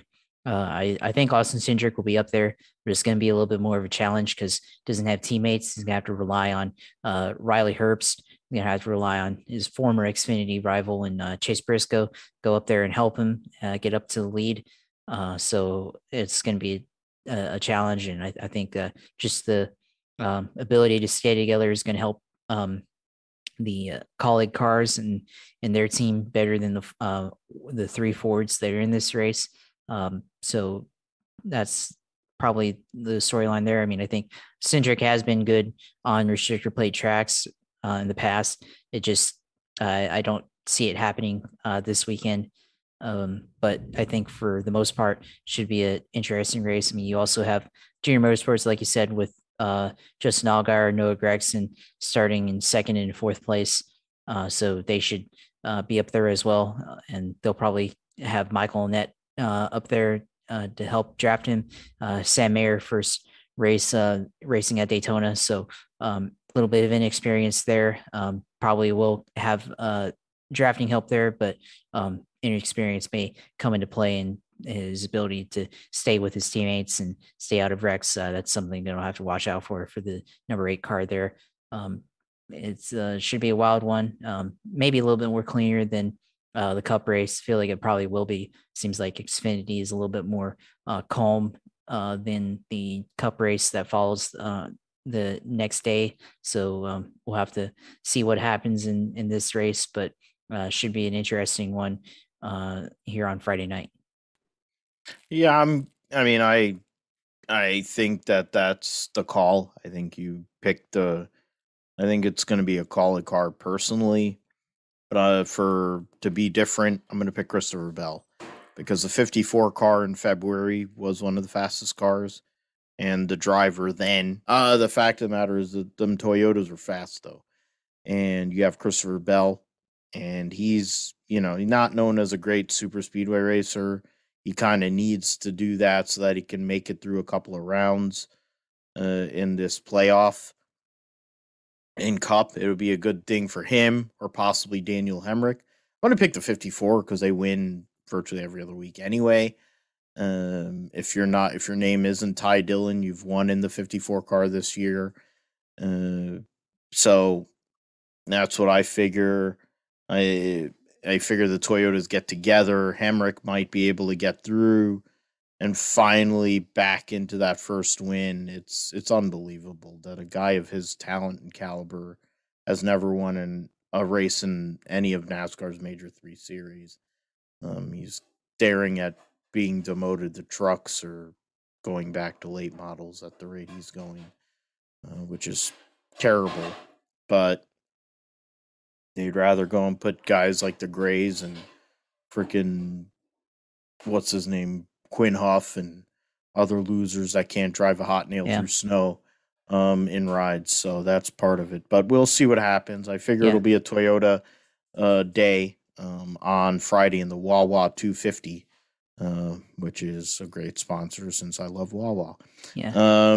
Hey, real quick, before we get into the next segment, do want to mention like there was a story about TV stations in Florida Yeah. changing. So and in other places, I think in Baltimore too, they NBC affiliates showing other content, whether it's the NFL or whatever, over the race. And I mean, it does impact me kind of in a way because the Wesh 2 broadcast is in my area here in Space Coast, Melbourne, Florida, which that's the TV station for Daytona and for Orlando, and then also the NBC affiliate in Tampa. So big section of Florida. I mean, they are moving it to another channel, which I mean, if you have over the air or cable TV, you'll shouldn't have any problems finding it. But of course, people expect the race to be on NBC. It's going to cause a confusion for some of the fans as thunder in the background in my house. But with it shows the state of the sport. I think. I mean, it may seem meaningless, but in the bigger picture of things, when you have what's supposed to be a big race like this, the Cup race being relegated to a secondary channel in favor of Tampa Bay Buccaneers preseason game, third preseason game for them versus I think the Indianapolis Colts or some other team. But I mean, which is important. Preseason is important. I mean, it's meaningless, but for the players, got to get the reps in and everything. So get that. But if anything, I do feel like I mean, they are conflicting times, but I do feel like a major Cup race should take place over, preseason game. And I think in the bigger picture of things, just does show where the state of the sport is at when you get relegated like that in the home market of the race where the race is going to be at in person. I mean, I'll be able to find it quick, relatively easy. I mean, I have YouTube TV and all that, so that's not really a problem. But I mean, for other people who don't have streaming services, well, actually, I mean, I don't even know if they have CW on YouTube TV. They might, but I don't know. I've never looked because I don't watch CW in anything. But I mean, for other people, who do rely on or who don't have streaming or anything like that, or they have over the air. I mean, they might be able to find it, but there will be a little bit of confusion there. So, NASCAR not really helping themselves with the way that this sport has been, not being able to coordinate with TV stations to make sure that the race is on in important markets. So, sport has to evaluate itself, and that's definitely a sign of its health, I feel like, in my opinion. Yeah, and it tells you where NASCAR. I mean, I think NASCAR's been preempted preseason, whatever, regular season, but it wasn't as big of a deal prior to the current TV deal, which basically is 2001. Nobody really cared. It was just, other networks. You're on cable versus being on regular network TV. People didn't really notice. You're either on TNN or ESPN or TBS or whatever. People didn't notice. Now that Foe and NBC took over, it became a bigger thing. And then you have NASCAR who thinks that they're a big deal, which they aren't. Um, that's part of the reason why they're getting preempted for a third preseason game, which you're going to be running out third string people in a lot of cases, which tells you all you need to know about NASCAR's product. But it's a shame for Josh and for. I mean, I don't even know in regards to our area in the New York metropolitan area if the Giants or the Jets are playing, and what that means in regards to that.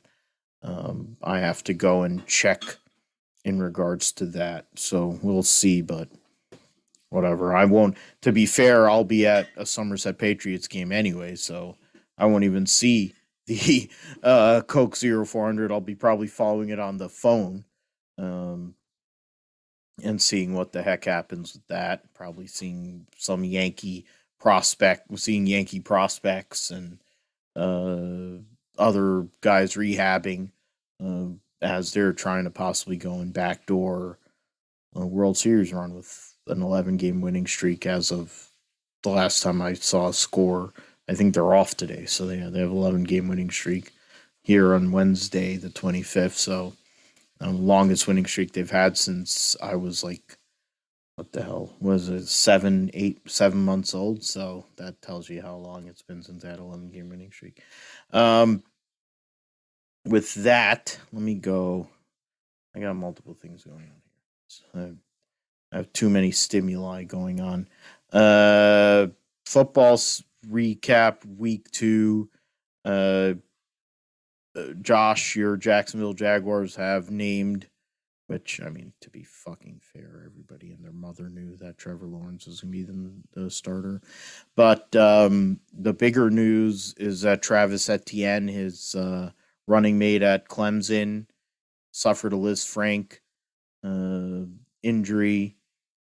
And because of that, he'll be out for the year, which in turn has made James Robinson a coveted player in fantasy. So we can connect that in multiple ways. Your Jacksonville Jaguars have played a role in my fantasy teams, especially in Fall Brawl. I was fucking loaded during that draft, and I wasn't as happy about my draft, but as the days have gone on, my draft starts to look better, including the fact that I went back-to-back Jacksonville Jaguars, and as we said offline, you wanted James Robinson there to do the pseudo homer pick. Professor J, Jeremy Nickerson, he has got your 5 stars podcast, wrestling, indie wrestling. We mentioned CM Punk on the show, which, you know, any mention of Phil Brooks is fine by me because he's one of my favorite wrestlers of all time. I marked out watching the highlight of him coming back, let alone if you were there in Chicago in the United Center, it would have been unbelievable. But he drafted number 1. He was debating drafting Josh Allen number 1, which I kind of wanted him to. Then I talked him off of it. I was going to pay his buy-in, and I was drunk. I'm like, oh, yeah, I'll pay your buy-in if you draft Josh Allen number 1. But he talked it back, and he ended up drafting Christian McCaffrey. But, yeah, I mean, that was your Jacksonville Jaguars are going to have something. That division isn't – I mean, the fact is Tennessee is the lead dog there. But Jacksonville has a chance here this year if you can put things together in regards to, because Houston sucks. And Indianapolis, you don't know where their quarterback situation is. So they have a chance here this year if things can go the right way. Yeah, the Jags have a chance if they can protect Trevor Lawrence. That was, I think, the big topic coming out of the game there. Besides Travis Etienne getting hurt, was offensive line not being able to keep Trevor Lawrence clean.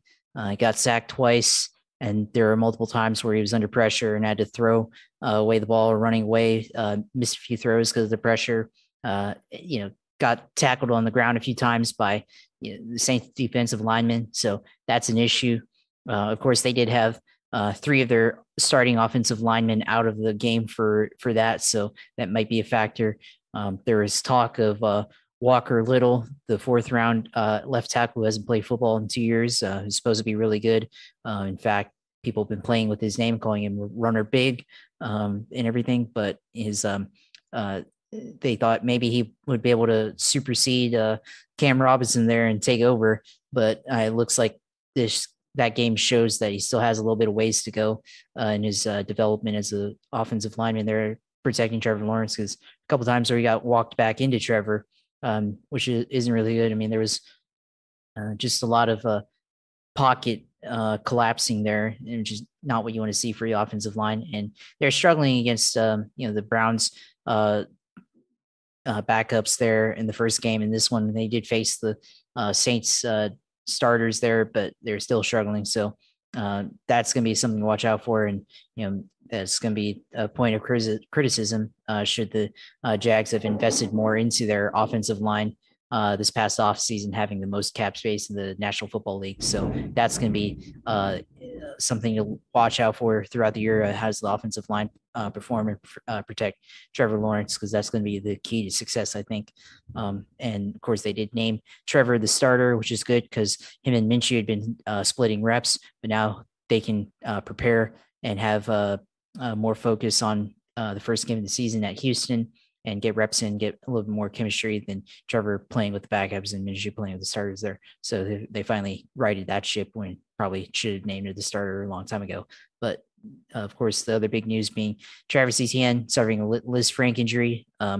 In the preseason game, didn't really have a lot of action. Only had like 2 touches, one carry for 2 yards, and then 1 catch for 3 yards. And then the first preseason game did not have a whole lot of action there either. So basically going to be put on the shelf for an entire year with this injury. Of course, the joint in the midfoot broken and looks like he's going to have surgery. And this is a touchy injury for running backs because having a stable foot allows for them to have good speed and good cutting ability. And once that gets taken away, if it breaks, you will have a muscular atrophy, probably trying to rehab the injury in your calf. And a lot of people have said that they weren't able to get their themselves back to 100% from what they were before the injury because they lose a little bit of that speed and ability to make cuts in the open field. So that's going to be a storyline to watch out for his career. If he loses some of the ability that made him the 25th pick in the draft this year. So hopefully he can get back to speed because last time a Jaguars player had a Liz Frank injury, it was Maurice Jones-Drew. And granted, he didn't get surgery on it for several months after it was broken. But that was basically the end of Maurice Jones-Drew in Jacksonville once he got that injury. It just never was the same and then ended up letting him walk because he wasn't that good anymore. So that's going to be something to look out for here in the future for Travis Etienne. Defensively, I think they're going to be really good stopping the run. I think if they can get pressure, stopping or pressure up front on passing downs, it should be good. I think coverage is okay. Could be better. They just need to be a little bit more coordinated and be able to spot the ball because there are some plays where Jameis Winston threw some home run balls and the first touchdown he threw should have been intercepted probably, but the nickel cornerback lost track of the ball in the air and caused defensive pass interference and blew the coverage there. So they just get a little bit more chemistry together. Hopefully they'll be fine. So in special teams, Josh Lambo missed field goal again. So needs to have a little bit of more improvement there. And,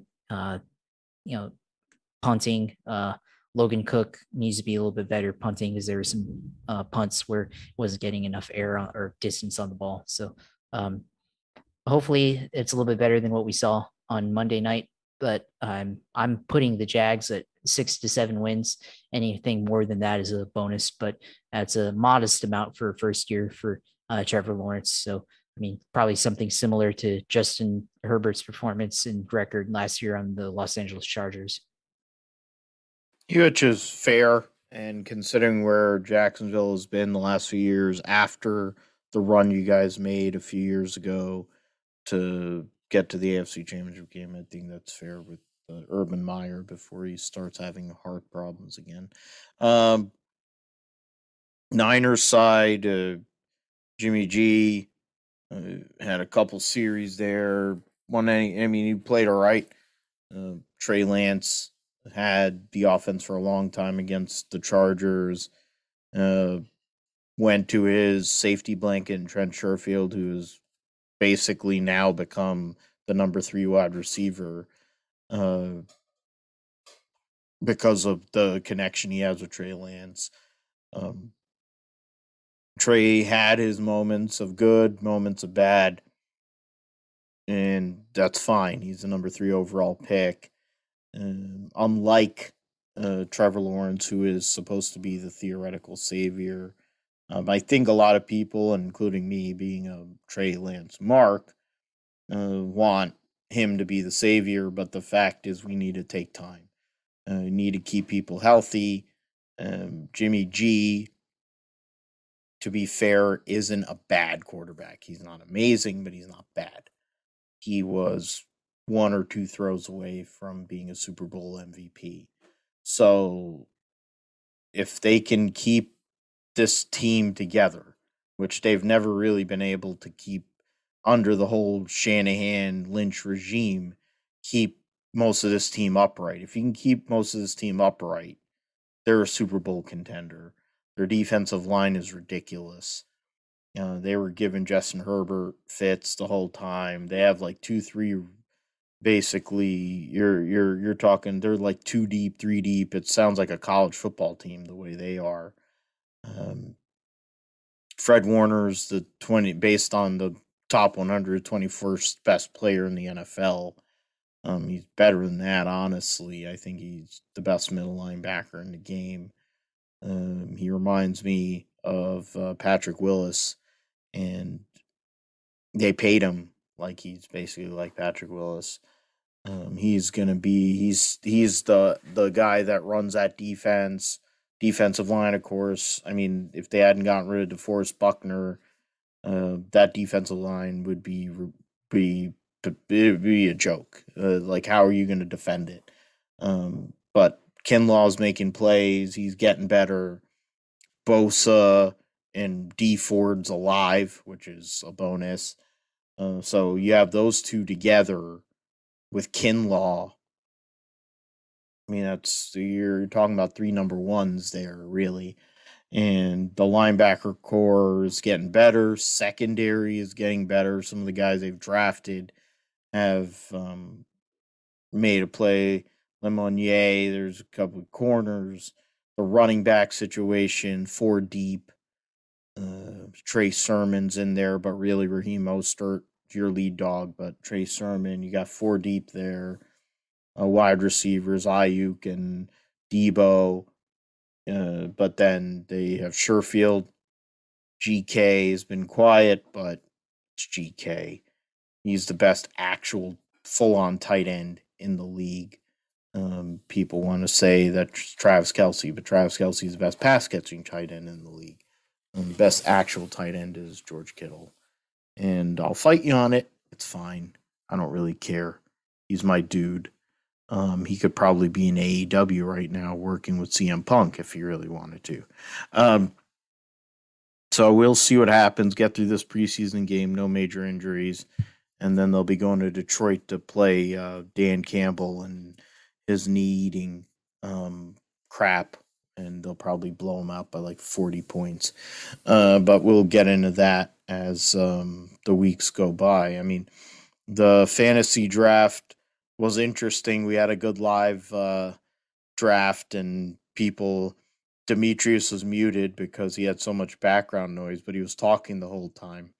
And then I made a comment. I'm like, "Oh yeah, he's been talking, but he's on mute." And he's like, "Motherfucker, I thought we were on the whole time." But we had Yeah, a it's lot of pretty fun. entertaining. Yeah. Yeah. I It mean, was something to I because we can't do a live draft because we're all in different yeah. places. But the fact is, I'm like, you know what? It's one of the only things that came from pandemic. The fact we're able to do these things on Zoom or on video calls, and the fact is, most of us were here. Luke was the only one that couldn't make it because he had to coach his kids' flag football team, and he was pissed. He was texting me today about how he had to auto draft. But other than that, Vic bitched out, and then of course he got an A+ draft rating, which pissed me off even more. Um, but then he came on afterwards, and then we were on the phone. Wilson did good. Joe did good. You did good. I sucked. But to be fair, we're a few weeks away from the season starting. We got a lot to go through. We have a whole entire preseason week and then other practices. So who knows what could happen? A lot of things could change. So, um, you know, positive vibes, hoping for the best. Aaron on my end and Derrick Henry as basically pillars of my K Adams Froyo team. So hoping for the best in that sense. And we'll see if I can finally win my league again for the first time in many years. Uh, but Josh, how about your team coming back, trying to go and move up one spot this year? there's changes in regards to the details, I'll probably post them on the league page, and we'll talk more about them next week. But you have a good chance to go and possibly go and win this one for sure. Yeah, I mean, for this, it was good to see everybody and at least put a face to the name to the people we've been playing the past year. So that I was glad to meet everyone, and then of course for my team, I managed to pick up Lamar Jackson. He should be a good quarterback. I mean, I can't believe no one picked him up before I did because I felt like I picked him up kind of late. And it seemed like people were starting to go on a bit of a quarterback run in the middle of the first couple of rounds there. Picked up David Montgomery as well, who Vic wanted to trade with me for Carson Wentz, and I declined that because Carson Wentz sucks and he's always hurt, and I'm not really that big of a fan of him. So he should probably come up with something else, and then we'll talk again.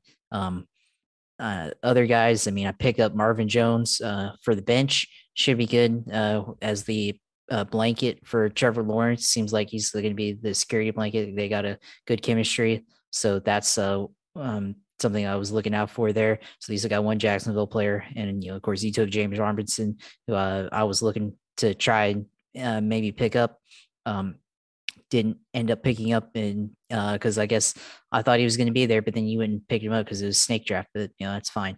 I wanted to get Allen Robinson. I was thinking about it because I've had him in every fantasy league since I started doing fantasy again back in 2018. Picking him up, had him there. 2019 had him there again. 2020 had him in our league last year, and decided not to go through it because maybe there's going to be some quarterback change, with Andy Dalton being the quarterback for Allen Robinson to start the season. And then they may change to Justin Fields, but there's a little bit of instability there. But I felt like maybe I could get a little bit more production from other players there. Picked up Kirk Cousins, AKA anti-vaxxer Kirk Cousins, but every kind of person is welcome on my team, so it's fine. Picked him up as the QB2. Picked up Adam Thielen as well. On there, actually picked up 3 Vikings players on there. So most Vikings players on any of the teams in our league right now. So we'll see how that goes. Picked up who else? I mean, I have to look at my roster, but I picked up Saquon Barkley as my first pick, which I was a little bit disappointed because I feel like he's not as good as what he was in the past. But I mean, it's more dependent on the Giants though. So the should be interesting though. And I mean, I had a rating of like a B plus, which I guess is solid. So it should be interesting. Oh yeah, and I picked up Devontae Adams, who was a monster last year. That was one of the players that Adams, Joe Mike had. Evans. Yeah. That was one of the players Joe had. And I think that was what killed me last year, is not having Devontae Adams there. And he had Lamar. He had Kyler and Lamar last year. So I got 2 of his players they had a year ago. So it should be interesting.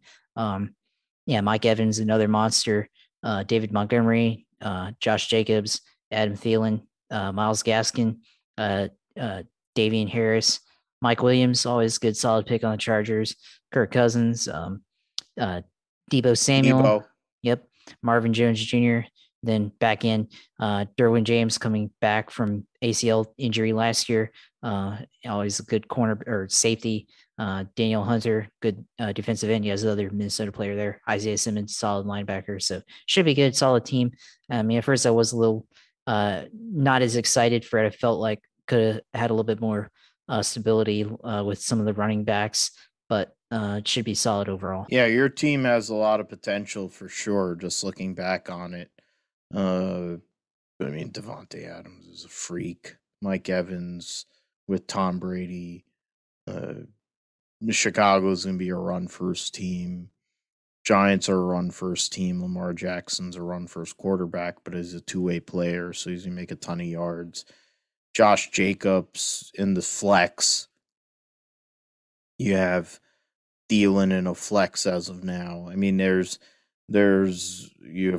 Cousins, minus the fact he's an imbecile, is not a terrible player. So, I mean, the fact is there's a lot of potential there, good depth, especially at the wide receiver position. Your IDPs are really, really good. Yep. On my side, Uh, as I mentioned, Aaron, Derrick Henry are pillars for me.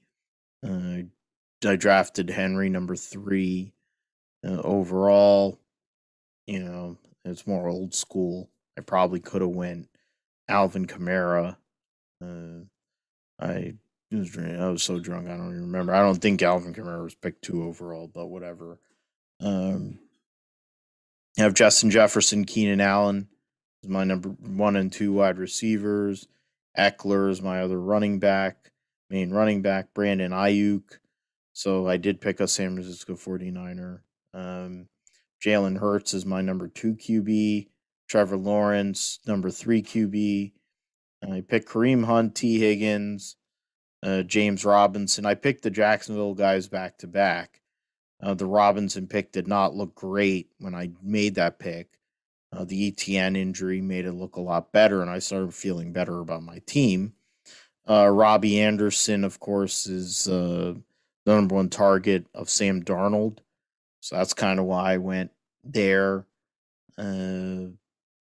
So I think that could be a really good beneficial look.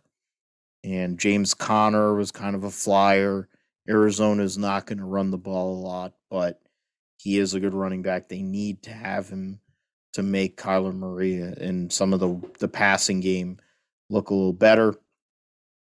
Jesse Bates or Cincy, Defoe, who's one of my favorite defensive players, should have never been traded. And then, of course, Warner, as I said earlier, best middle linebacker in the game. So my team, it's not perfect, but it's usable. Jalen Hurts could make it look a lot better. Eckler, if he stays upright, make it look a lot better. I have a couple Chargers, so that's kind of flame. That could be a boom or bust kind of thing. But we will see. Going to try to make some moves here in the upcoming weeks prior to the regular season. See if some people are willing to trade, and we will see what happens with that. Josh, let's talk about your sim racing and what you did this past week and what you plan to do this coming week. And well, I'll start off first by talking about the Open Wheels 500. It's been announced by Tanner and the Open Wheels 500 Discord community that he's decided to cancel the 2021 Open Wheels 500 race. Seems like for him this year, some real life stuff getting in the way of iRacing and all that stuff, and his ability to commit himself fully to putting on the event. I mean, I know he did a lot of work last year trying to put it on, and definitely saw some of the stuff behind the scenes, some pictures he posted of his setup, and it's definitely a lot of involvement in that. So unfortunately for everybody trying to make it into the race and get in, it's unfortunate, but at least another year of practice, learning the IndyCar on the setup side and getting more experience on the Indy Oval with the IndyCar should be an opportunity to just continue to get better. Try to at least show up and look good against the best iRacing sim racers on the IndyCar side. So should be hopefully we'll be able to race next year, or maybe he'll find the time to put it back on. So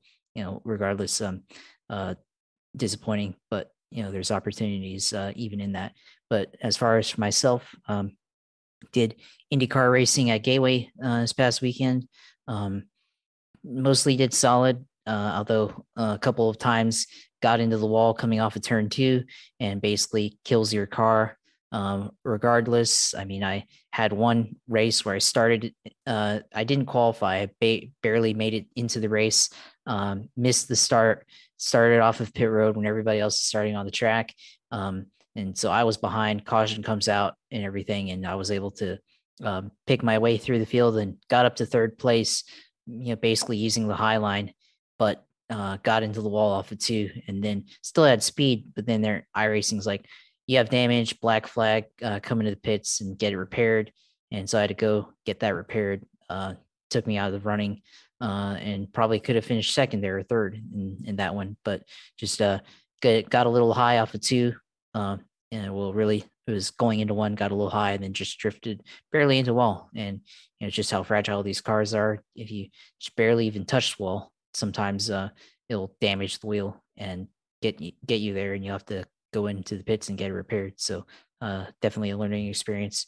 And then there was one time where I was solidly in the top 10, and then coming off of turn 2 onto the backstretch, I was on the outside and someone was on the inside, and we're both racing for like 6th or 7th. And I guess net code happened because I kind of turned my wheel to the left very slightly, and maybe on his end, he got touched, or the game thought my car touched him, and then he got back and turned right back into me and got me into the wall. And then on Gateway, where that transition is in the wall on the backstretch, ended up hitting that part of the wall, and then had to pull over, and then race ended under caution. And initially was a little upset about that, because that's like, why'd you just like turn to the right all of a sudden and just get me into the wall? And then, well, we talked about it afterwards. It was just probably net code. So it happens, so it's fine.